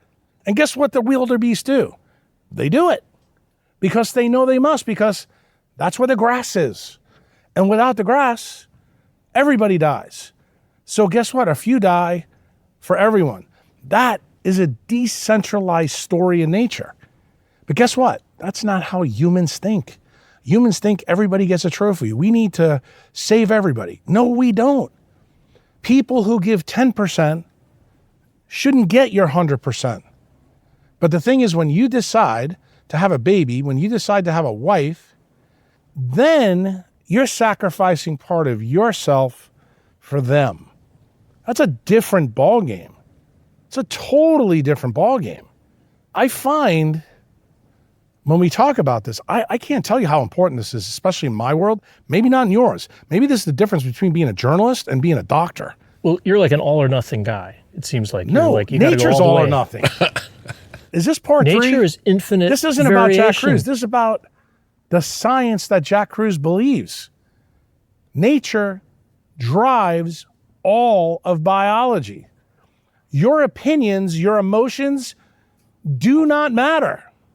Your intent does not matter. Neither does yours. None of us. None. We are following the light. Source code. That's it. That's it. And guess what? Has That's the nothing to message. do with us. No. We can follow it or we can fall off. We're a result of the choices that we make. Choices are the hinges of destiny. How are the Inuit alive? Very simple. They live before we ruin their environment, True. they were able to live perfectly fine. Why? They were completely connected to the environment. They ate walruses right out of the ground with blood all over them. They stayed out. How did they get their vitamin D? They ate the whole animal, including the eyes, where the vitamin D was. They're able to persist at that level. They cold. Part 1 and part 2. What did we talk to Huberman about? What's the fastest way to make endogenous light? Is light stronger than the sun? Be in the cold. What did the Inuits did? You got your mitochondria cranking away, They're and creating massive heat through metabolism. You're making light. You're making light. you're burning a shit ton of calories. More stronger than the light Yep. here, the 34th latitude. That's how your design work. Look, nature has a plan. I try to use this analogy, Bill, in a podcast I just did recently, and hopefully you'll like this here. Think about the boreal forest. The boreal forest ends at the 60th latitude in the north. We don't have one in the south because Antarctica is on the bottom. Right. But remember, the boreal forest stops. Do you know why it stops? Because photosynthetic yield collapses above that. So what did I just say? Trees No can't light. live. Yeah. No trees, no photosynthesis. In other words, there is a kill switch for nature. Our kill switch. Well, nature takes different forms and it's less robust. No, I You would don't tell have you. big I would trees. tell you up at the poles. There's nothing. Well, you were at the part before That's why people don't live where there. we were all at the rift. But yeah, And then what happened? we left the rift 70,000 years ago. Why did we leave? No one knows. Okay. My That's it. belief, it's probably tied to food. I think food changed because the planet changed. Climate The change. East African rift, I don't think it was climate change. I actually think it was tectonic plate shift. But when we innovated from the monkeys, East African rift, there's 3 tectonic plates that are connected to this landmass. As the tectonic plate shifted, that shifted magnetism. What was a consequence of these maneuvers? India crashed into the bottom of Asia, pushed up the Himalaya Mountains. Himalaya Mountains went to 29,000 feet, blocked all the hydrology cycle. This eventually, over time, created the Sahara Desert. The ocean went away. How do we know that? We drill holes down in the Sahara Desert, and there's freaking seawater there. We drill holes, we find seashells. So we know. So my belief, because the desert is there right now, that humans 2 to 4 million years ago were affected by this. And what do? We believe they left Africa by waterways. What's the best evidence? The reason why there's no true missing links is because if you know anything about human bones, put them in salt water, they dissolve. So that's the reason why we haven't found, Sasquatch, so to speak. So when you understand this, where did the story change? Like, how do you get to the mitochondriac story, the decentralized story? It's where Doug Wallace comes in. People who live in East African Rift at that time, 2 to 4 million years ago, they're what we call tightly coupled. They're L0, L1, L2, L3. They also have dark skin. Meaning the proteins in their mitochondria. Yeah, but I mean, Are it's more the coupling coupled. rate. What does it mean? You eat less because you don't Efficiency. need to make, right. They're more efficient. They don't need to make heat. So when we started to leave the East African Rift and radiate all over the planet, we went to higher latitudes. The sun's not as strong. It's colder, right? What did nature do?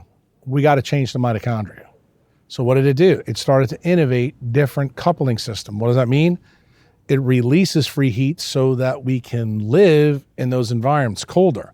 Now, some of the other primates that innovated from the chimps, guys that you know, Neanderthals are a form of us, Homo neanderthalis. They seem to have died out at the 51st latitude. This gets back to the boreal forest story. Why? They had bigger eyes than us and 125 grams more brain. So what does that tell you? Needed more energy. You got it. And when you get above the 51st latitude, that's the same story as the boreal forest. It's slim pickings. You got it. So why is that important to understand in this story? Every time Jack talks, I know that the photosynthetic quantum yield of that plant behind you is 39%. The photosynthetic quantum yield of your ATPase nanotorque engine, 100%. In the mitochondria. Right. So guess what that means? You, when you're a human, you are wholly dependent on that, which makes the guys that talk about skin cancer, why you need to absolutely not listen to them. Skin cancer related to sun exposure. Yeah, that's ridiculous. Let's talk about that. Well, let's finish this Okay. story. So once we get up there, the Neanderthals find that it's a thermodynamic constraint to live in cold weather. So what did? They start living in caves, okay? They wear animal skins. They start covering their skin. So what was the effect of that from part 1 and part 2? That's actually the first time that actually melanin got destroyed into dopamine and the Homo species started to become more creative. Most people think creativity is an evolutionary adaptation that's positive. I'm here to tell you, it came because we got dumbed down, because melanin broke down. And people forget that when you have hypoxia, what happens to melanin? Hypoxia is low oxygen tension. That means melanin turns into dopamine, noradrenaline, and adrenaline. What's the difference between Neanderthals and us? Our frontal lobes are filled with those 3 neurotransmitters. Neanderthals are no longer on the planet. They could not go higher. They couldn't go to Scandinavia. So when Homo sapiens went even higher, the story that I told you guys before about evolutionary friend or foe, diabetes became an adaptation to live at the highest latitudes. What was the constraint? On our brain. What happened? We kept losing brain tissue. No one knows where the brain tissue went, but the 2 big things we know about Neanderthals and us, smaller eyes and smaller brains. Brain. Huh. That eye clock is a big deal. If your eyes are shrinking, you're starting to go, wait a minute, this means that light had to be changing tremendously. We don't see any artwork at all, any dopamine creation until they go inside in a cave with fire. What's the first artificial light for our species? Fire. That ruins melatonin. Believe it or not, it does. Really? I didn't know Yes, that. it does. And it's a problem. It's the first time that we began to cognitively de-evolve. But remember, and this is all common sense stuff, Rick, you've been to the Museum of Natural History like I do. You don't ever see cave paintings outside the cave, right? You don't. It's the first time. And when you and me are kids in New York, we thought that this happened just like 10,000 years ago. It turns out we now know that the first cave paintings were in Neanderthal times, 65,000 years ago. So this marries to Doug Wallace's idea about the out of Africa hypothesis at 70,000 years ago, okay? So as we go higher, what did Homo do? We start uncoupling through the proteins in the mitochondria, make more heat. What is the consequence of that? We have to eat more to persist. So when you live at higher latitudes, since you have to be inefficient, you have to eat more. So can you imagine what would happen if, say, those Northern Europeans migrated to a place where the environment changed? Would they be more or less likely to get fat? That's Jack Kruse. I just described to you my leptin melanocortin problem through this out of Africa thing. That's how I figured out the leptin prescription. So the interesting thing, that's where my train stopped. My train stop was bad at the leptin receptor in the hypothalamus. But that's not where the substantia nigra is. Like, I don't have Parkinson's. I don't have hypothyroidism. My problem is that one problem. So you were in a setting basically optimized for scarcity where you had to eat as much as possible. Yeah, but I will tell you, in my opinion, I came into the world with this. Why? Because I think this was in my maternal line for a while. That's what I think. And if I don't pay attention to light cycles, I don't eat that much. I mean, you can ask Dan. He's been with me. I eat breakfast, and that's pretty much it. I am pretty efficient. And if you talk to any woman that's ever slept with me, they'll tell you I am a radiator. Like, I radiate heat. You're one of those hot sleepers. Well, I need it cold. Like, I need it really cold. I like it 60 to 62, 63 degrees. And I sleep buck ass naked. But remember, that's a consequence of my thermodynamics. I know that about me. And I've learned that. I sleep hot too. Right. So you and I, that's why I said, there's a lot of things that we have in common, but I want you to understand the reason why they're in common, we're not genetically related, but guess what? We are mammals that are uncoupled that need to do these things. Now, remember, the guys that are 1 degree north in Nairobi, these guys have purple skin. They are so thermally efficient that they can go run endurance races and then take a flight over to Boston and kick everybody's ass. Or they can be like Usain Bolt and run on the volcanoes at the 20th latitude, eat chicken nuggets and kick everybody's ass. Their mitochondrial efficiency is much higher. Totally Yeah. different. If you According really to want to Doug know the Wallace. truth, Yeah. mitochondrial biology is actually cheating. It's actually, So it's doping. it's like blood doping. But you don't get penalized for it because that's actually how nature works. But I don't think people realize that the same story that's in the boreal forest is in us. And I used the Neanderthals to show that.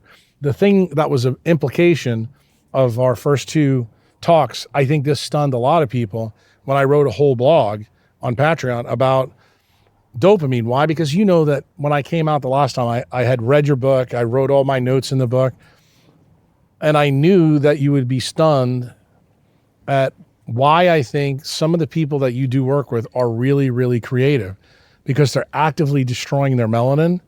This creates dopamine and they are really creative, but their creativity stops. They get past the critical dopamine level. And it's the same story that I told you guys in the beginning about the substantia nigra, isn't it? Like you don't have the disease until, okay, I've lost. And the same story is present in creativity. I don't understand how destroying melanin creates dopamine. Then all you need to do is open up a textbook because that's something Explain that, it. Explain it. We don't have That's a how textbook it here. forms. When you take melanin, it breaks down to dopamine. It breaks down to L-dopa. Like these are biochemical You're steps talking in the about pathway. dopamine like it's bad. Like that sounds good. No. Well, you look at it as good as the connotation. What am I trying to tell you? I'm trying to give you the evolutionary perspective. It wasn't good, but we used it positively. In other words, there was, Dopamine is something that helps make us human. well, again, Helps make us human now. now, Yeah. right. But it didn't back then. It actually changed the primate clade, is what I'm Yeah. trying to tell you. And the effect is still seeing us now. Why? Because when we lose dopamine, that's where depression comes from. That's where mood disorders come from. But that's also where Parkinson's comes from. Yeah. The point that I'm trying to make to you, you need to understand the slide because guess what? Everything's good, everything's good, everything's good till everything's bad. That's a Neolithic disease. Okay. Understand now? Yeah. Okay, good. So we're talking about where people migrated to. Yeah. So when I do 23andMe, and probably the same for you, I get 99.2% Northern European. Yep. So my people are all up there with the short winter days, low angle sunlight. Oh, I'm pretty pale Right. normally. Light eyes. I get sunburned, light eyes, light eyes. Yes. no melanin in your eyes. Blonde hair. So you're designed to absorb as much light as you possibly can. Inside. Yeah. Inside, not on the outside. Through the eye. Through So the I eyes and the need it. skin too, no? Yeah, it's through the skin, but he doesn't have as much melanin on the skin. Think about what he just said. Yeah. If you are at Reykjavik, do you need as much melanin on your skin? No, you need all the melanin on your skin when you live in Nairobi. Because it's doing a To different protect, function. essentially. Well, not only protect, but absorb. you need to absorb it and use it. Remember what I told you about nature? It's a thermodynamic game. Nature doesn't waste energy. It's the most efficient way to do it. Exactly. See, it comes back to the original decentralized idea in this podcast, part 3. Don't ever forget, thermodynamic efficiency is the key to all decentralized systems. Once you get that axiomatically tattooed into your frontal lobes, most of these things that we're talking about, you'll be able to figure them out without me sitting in your living room or without listening to me do a podcast. But now when you listen to me on a podcast, you're going to say, I know why Jack's saying that. And now I get where he's coming from, and I won't have to explain it to you like you're a third grader because you're like, this is all about efficiency. Like nature, the reason there's no boreal forest, nature says there can't be. The reason why we don't have pineapples and coconuts in Boston is because it's impossible. But we know today it is possible. And when you eat them, you're paying a toll for it. Because Yeah. because it's impossible. Correct. Remember what I told you about quantum mechanics? Yeah. There is no cause and effect. Everything is based on probability. As hard as that is for people to swallow, what I just told you is true. But if something doesn't grow in that environment, you eat it, you are creating chaos at some level in your body. You may not believe it. Neither may your doctor. Neither may any of your friends. But it's true. And not because you're saying so, but because nature is saying so. Right. Like I said, some of the advice that you get from a dermatologist, this is how bad it is. It'd be equivalent to them saying, I think you should buy 100 acres in the Yukon Territory and grow coconut trees. Remember how many Well, times there's I've said to you, growing a coconut and eating a coconut. no, but I'm trying to make the leap for you. You keep tripping over these things. Yeah. Growing and eating are linked. It's the same. The whole food I web refuse to is believe tied to photosynthesis. It's all the same. This is the same thing. But I don't even think when you ask me the questions, you realize the centralization propaganda is deep in you. It's in deep in everyone. That's why you don't be mad. I'm not mad. I'm just like, Look, how do you not everyone- see this? Everyone, nobody sees it. Nobody sees it. It's just obvious to you. Nobody sees it. Like, for example, see that over there, Bill? Here's the perfect example. The Eminem grapefruit tree. Yeah. Eminem gave that tree to Rick. Look at the size of those grapefruits. They're not ready. They're not ripe. But you know what Rick now knows? Eminem gave me that tree. Since the grapefruits grow, I can actually eat that at the 34th latitude because guess what? The tree hasn't died. That is the story of food. And guess what? We are the tree. The basic story of food, it's an electromagnetic barcode of what is possible at the latitude and the environment you live in. If it is possible, then you can eat it. If it is impossible, you should not eat it. So Eskimos shouldn't eat a salad. No. How the fuck are they going to eat a Inuit. salad? Where does a salad come from? Colorado. The miracle of modern global food transport. We're getting very farm to table here. Well, to me, it's just believing honest. Just because you can do something. I mean, I'll never forget 2011, I'm the keynote speaker at the Paleo FX conference, and Emily Dean's a Harvard psychiatrist. I got into her with her huge about this issue. She's like, well, I eat bananas every day. I'm like, tell me where the banana tree grows in Boston. I said, you got a Harvard education? And this is in front of a group of people. This is like the first time people got to see the difference between me and the paleo guys. And I'm like, you don't even realize the mistake you're making. And you're a highly educated, Harvard-trained person, and you think I'm the one that's batshit crazy. I told her, I said, mark my words, with time, you're going to be shown to be the one that's batshit crazy. And don't you think, didn't take 5-6 years, Nobel Prize comes out for circadian biology. There's now papers out there saying, yeah, if you feed mice and rats things that are outside their circadian mechanism, they get fat. They get sick. Outside of their circadian cycle. Yeah, like if you feed a mouse Yeah. something that doesn't grow Sachin at the panda. latitude, Yeah. they get fat. Even if it's considered a health food by the paradigm. Do you know what that Because tells health you? food's only a health is- food where food it is- grows. This is it. This is the story of food. It's got to be coupled to the light and dark cycle. It's a circadian story. Food is not proteins, lipids, and carbohydrates. Food is an electromagnetic barcode of where the sun is in relation to the earth and the moon. And that's not how we think about it. No. But I that's think exactly, Rudolf Steiner might have talked about he was that. the closest, but I will tell you, just think about this. We're talking about decentralization and mitochondria. Think about what a mitochondria does. There's no protein, lipid, and carbohydrate transporter for a mitochondria. It's electron chain transport and it uses protons. Okay. So tell me how Jack Cruz is wrong. Even the textbooks say I'm right. If it all boils down to electrons, does it matter where they come from? Yeah. Are all electrons created equal? I'm going to still eat my bananas. But are all electrons created equal? I don't know. Richard Feynman says they are, but are they? Quantum biology says it's not true. Why? Because electrons get excited by light. So let me ask you a question. The electrons in bananas, are they more highly powered or not than, say, electrons in pumpkins? Interesting question, huh? Turns out that electrons are different when they're in different forms of matter.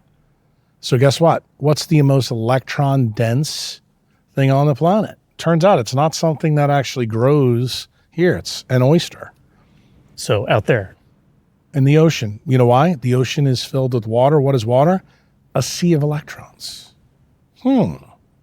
So do you understand now why Jack Is seafood Tasty beyond electrons. location? In other words, No, it still has a circadian biology too. it does. It does. So if you live in a place where oysters don't grow, Yeah, you probably need to stay away. is that true? Yeah, but you know what? There's other things there, like conch. I feel like shellfish grows everywhere. It just kind about. of does, but not in the modern world. Like if you go up to Boston, they killed the fishery. The perfect here, it's a dead ocean. I mean, Oh, you can Southern get well California fleet. is terrible. Yeah. Used to be Yeah. like you go down to Paradise Cove, you see all the pictures of the fish they used to pull out, and there's nobody fishing out there now. Now they just have these algae things coming up out of the ground. But that's consequence of us. You know, we did that. Now, So- if you go down to Mexico, there's fish everywhere because they didn't do what they did in Southern California. But that's neither here nor there. The bottom line is food is also a light and dark story. Food is a I buy that, circadian of course. story. Yeah. And, you know, Yeah. you're allowed to eat something that's out of the system, but you need to realize that you're paying a toll for it. So what does that mean? Since Bill lives in Salt Lake City and likes bananas, that means that Bill needs to do probably CT or be in the sun a lot more. Yeah. So Bill should not have this on. Have the sleeves and the long sleeve shirt. Yeah, I Yeah. would say do that or just get more of it because then you can offset the Well, chaos. here's what I do since I've been acquainted with the gospel of Jack Cruz. Every day, at some point, mid-morning, sometime between like 10 and noon, I'll go down out of my office and stand out in the yard or sit out in the yard, take my shirt off, and just kind of, That's good. with a hat over my bald spot, I will say, and just kind of meditate and absorb the sun and just I tell soak it up. I 15 tell you, minutes. I tell It's you great. what I want. I feel great. I want Bill to do. I want Bill to learn about solar callus. I want Bill to learn how Let's to turn talk about it. how to turn on the solar callus in his body Solar callus. because it links to what we just talked about. The I've got a segue, callus on my ass from riding the bike a lot. So tell me about the solar callus. solar callus. The way I like to describe it, especially when people come in, either guys or ladies, I use the Louis Vuitton store. You go in the Louis Vuitton store with your wife. She looks help at the me. shoes Yeah. and she goes, "Oh, baby, these hurt my feet." And then Rick turns around and said, "Baby, you get those shoes, wear them 5 times around the house and you'll be fine." We know how to break shoes in, but we don't know how to break our skin in. So when you're a white boy like me, actually all 3 of us, we all have skin that's Fitzpatrick 1 or 2 from high latitude. What you need to know is the program's still in you. You can still make melanin, but you have to turn POMC on. So how do you do it? POMC. Pro-opiomelanocortin. That's also from part 1 and part Indeed. 2. That's Yeah. the basis of melanin story that's there for alpha MSH. So the key there is first thing you want to do to build it up, eat a lot of shellfish. Why? Because the chitin, the exoskeleton in that has a lot of chromophores that help the skin. Okay. Is it in anything else or only in shellfish? Oh no, it's in other things. Like Like for what? example, tomatoes. Okay. You'll also find it in some fruits. I'm trying to think of a good one. Macadamia nuts. Macadamia. You should like nuts. that because I know they sponsor your podcast. And I like macadamia nuts as a nut. I do too because they have high DHA. Yeah. The other one I would tell you, the second step, is then I want you to think about the circadian biology of the sun. In the morning, this red is really powerful. There's no UV, so you get a lot of red light. Red light preconditions the skin to make more UV. In other words, it helps everything in your skin. The fibroblasts, the collagen, the water, it energizes it. And as soon as the UV comes out, the POMC that's buried in your skin turns on and you begin to make melanin. So melanin biology becomes upregulated because of those 3 things that happen. You're putting substrates in the body, which are basically proteins that allow you to assimilate light, and meaning they have an absorption factor. Then you're using red light to get all the collagen ready. And then when the UVA starts, that's the stimulus to turn on alpha MSH. And then slowly, if you do this over 4 to 6 Create weeks, melanin. Okay. you will create your own melanin in your skin. That's the story, the idea that I got with the African-American lady with vitiligo. That's exactly what I did on her to actually stimulate it. And I wanted to know how fast it can happen. It happens quick. And then the flip side of that story is what Rick brought in part 1 and part 2 when he told us about when I go from low latitude to high latitude, I lose it pretty fast too. So what's the story there? That links to how long was photosynthesis really blocked? Not as long as we think. Yeah. And that's where that idea Nothing could have comes from. survived that, really. Not without the sun, because we know that the sun is the basis of the entire food web. Yeah. You know? I have a friend who I knew back in my old life who saw me and he said, I didn't know you could get tan based on how white your skin has always was. Really? I didn't know it was possible for you to have any tans. And you know why I'm glad he just said that? Because, Bill, that's the teaching case. Does a high latitude Northern European who's got Fitzpatrick type 1 skin, has Rick proven that what I just told you, with blue eyes, has Rick just proven as the hippo and lion, he knows how to do it now.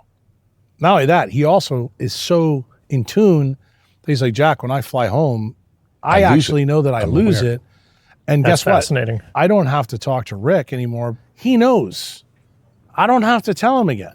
It's interesting, like going back in the literature, you find these studies where people did experiment using light as a medical treatment for like rickets, obviously, for vitamin D deficiency. But then also there was one that I think you had linked to, or you'd sent me or something, using light in the context of a mental institution, Parkside Mental Hospital, to treat people's mental disorders. Remember I told you the direct tract through the leptin melanocortin was to the habenular nucleus? And I told you that way station basically was the gateway to the frontal lobes.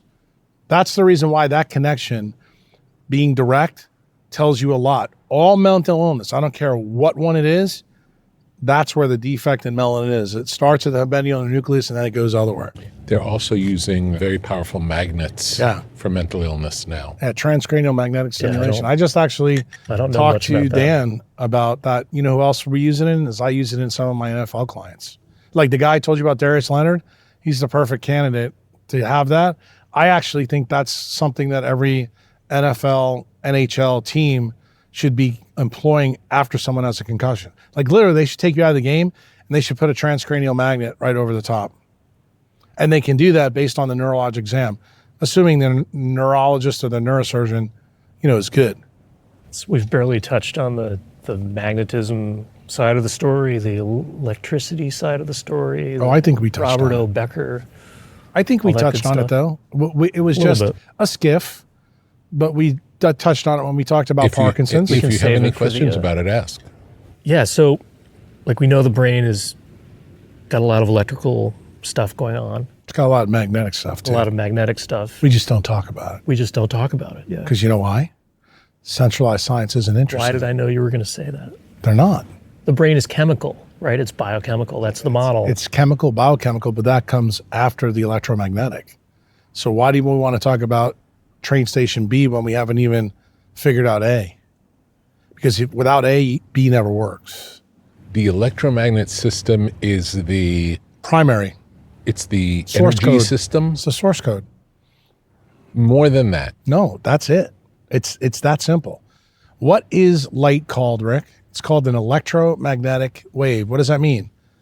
The waveform, okay, the electric field goes one way. The magnetic field in the light wave goes 90 degrees. It's called orthogonal.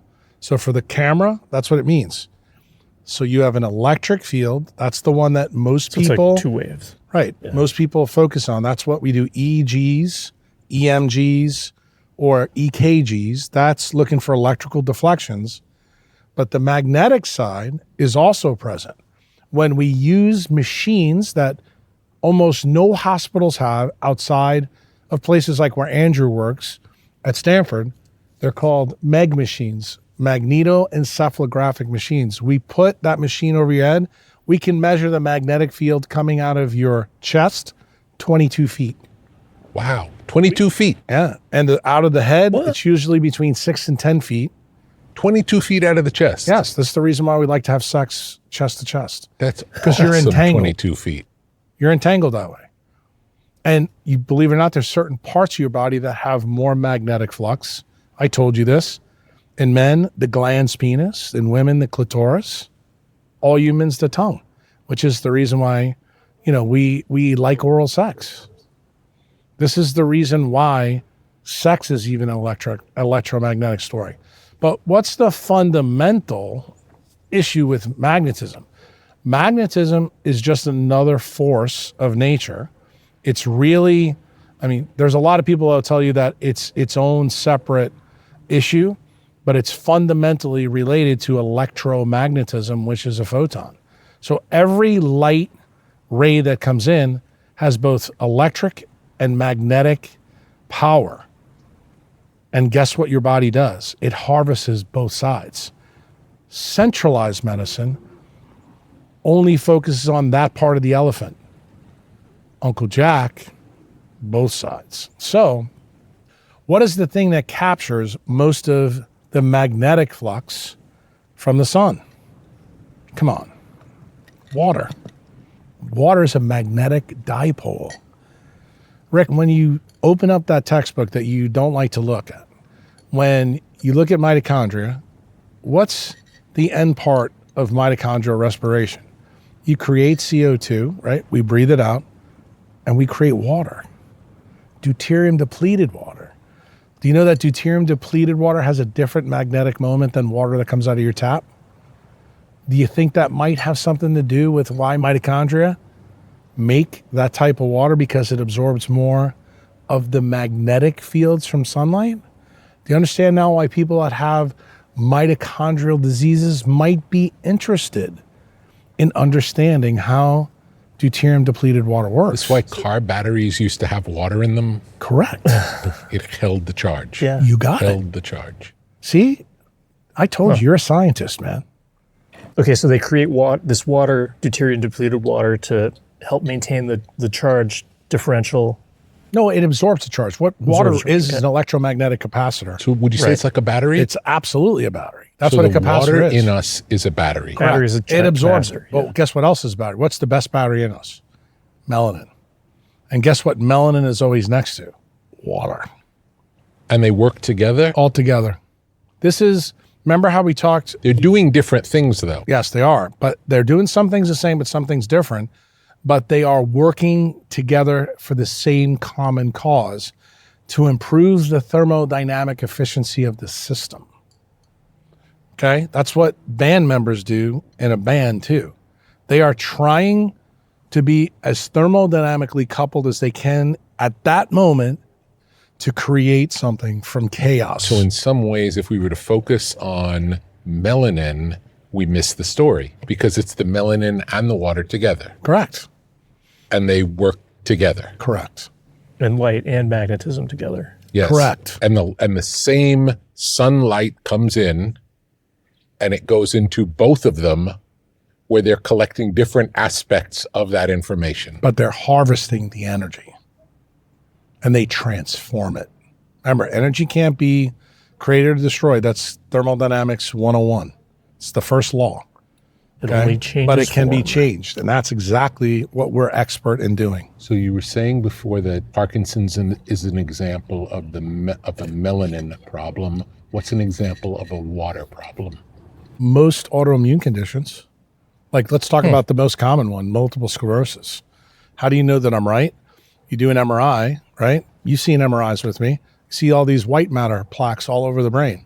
What are those? Those are aquaphor porin gates that are broken. They don't allow the water in. Most people don't even know this. Most neurosurgeons don't even know this. Every time an action potential, meaning an electric signal, goes down a nerve, water's released. How you like that? And where does the water release come from? Mitochondrial function. So if your mitochondria ain't good, will you release water? You don't release water. You think that may have an effect on the biophotons that are created in the system? Of course. Everything's related. Then in college, you learn about mitochondria, and water is just like this byproduct. I know. And it's so funny. Like Albert we St. learn about Georgi- all these things are byproducts. They're not And really also, byproducts. because it's efficient, Yeah. everything has a function. Right. Yeah. There is no waste. There is no Yeah. waste. That's the essence of decentralization. There's no waste. And the funny thing is, Albert St. Georgi, he was really the father of decentralized thinking. It was insightful. Yeah, he was. And he said, we are studying biochemistry completely wrong. He goes, we take out the water And we just look at the boxcars and think that we understand everything. But remember, he was so wise that when he did take the boxcars out, he looked at the boxcars and he goes, you know, these boxcars all have an electronic substructure. This tells me they're probably semiconductors. This is before anybody's making semiconductors in Silicon Valley.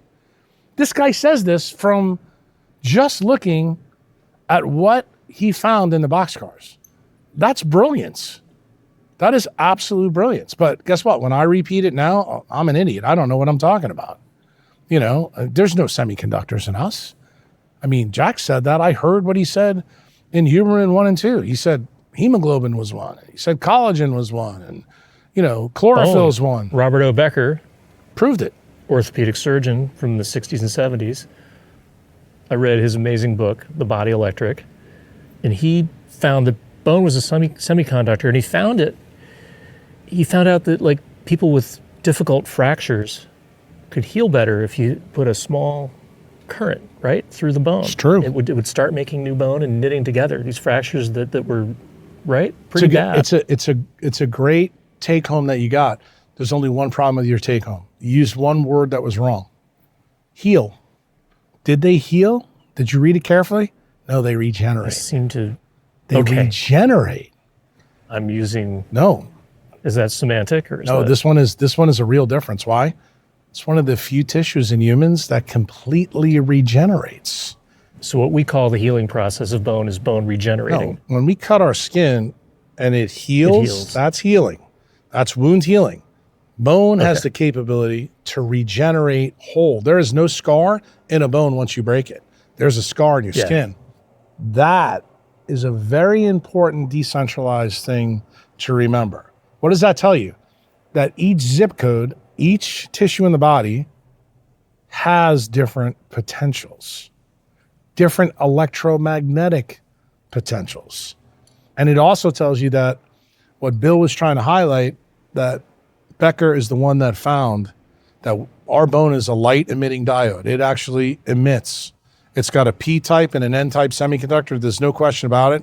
And the semiconductor in bone is collagen. Collagen is the number one protein in our body. So when someone who's centralized tells you that we're not solid state, you should immediately walk out of the clinic because you know that person's an idiot. You can stay if you want, but you may wind up like my patient that gets told to just have a hip replacement because there's no chance that the hip can regenerate. See, I brought you right back to that. You guys think I'm being funny, but you don't realize I gave you the real world example of what happens if you listen to an idiot. You're going to get a hip replacement. And what am I going to do?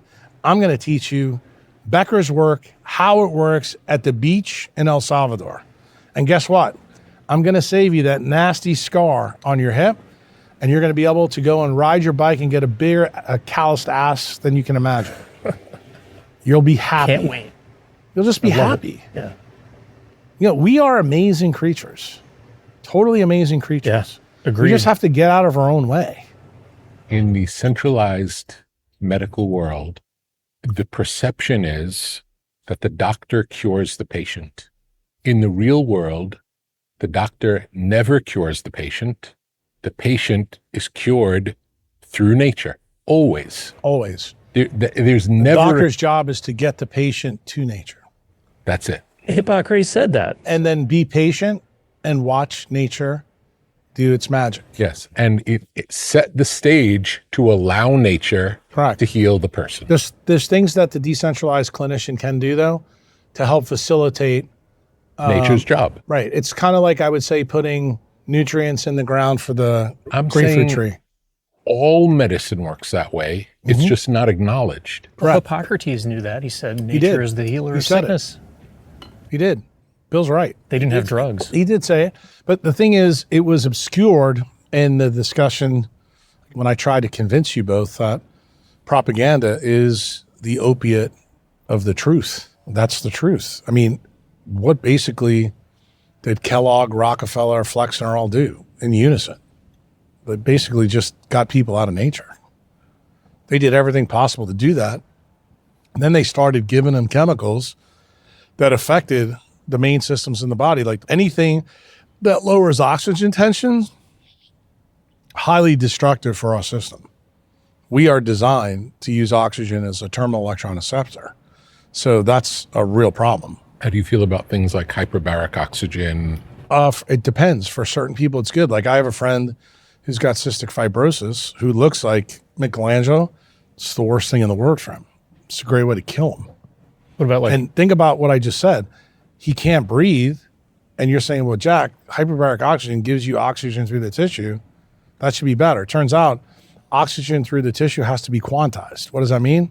Has to be tied to the light cycle. So what's the better answer for someone with cystic fibrosis? Go buy a Christmas tree farm in Mississippi and go outside it. And that's exactly what he does. He was told he was going to be dead at 6 years old. He just turned 40. Why? Because UV light creates higher venous O2 on the side, not the arterial side, the venous side. That's when it's going back to the heart. So what does that do? It actually reduces the thermodynamic load on the cardiovascular system. So counterintuitive for people to understand, but you know which doctors understand it the best when I tell them this? Anesthesiologists. Because what they do is they'll take post-op patients, put them outside, put a pulse ox on them, and they'll go, holy shit. So, and then I tell them, do you realize why people who have neurodegeneration don't do well when we operate on them, we put them in the freaking PICU? Because they're under all the blue light, the nurses are waking them up. So you put those people outside, they'll wake up way better. And this is so counterintuitive for them because they don't really understand the wiring diagram of a mitochondria. But when they see it for themselves and they have a pulse ox on, and they look at it, something they know, and they can't explain it, like, Jack's right. I don't know how he's right, but I know he's right. Ultimately, a lot of them are kind of like you. They're not scientists either. They're just following an algorithm. But when they see that I'm right, they're like, okay, now they're like, I want the PICU to have windows that open. And I just start laughing. I'm like, and guess what? The hospitals are all made, they don't open. Do you see what I'm saying? Even the design of the system, you can't open the windows. Think about that for a minute. Because what's It's outside indoors. is bad. Everything's indoors. Right. And You have to remember, protect yourself from what's outside. and the food that we're going to give you is made in a lab.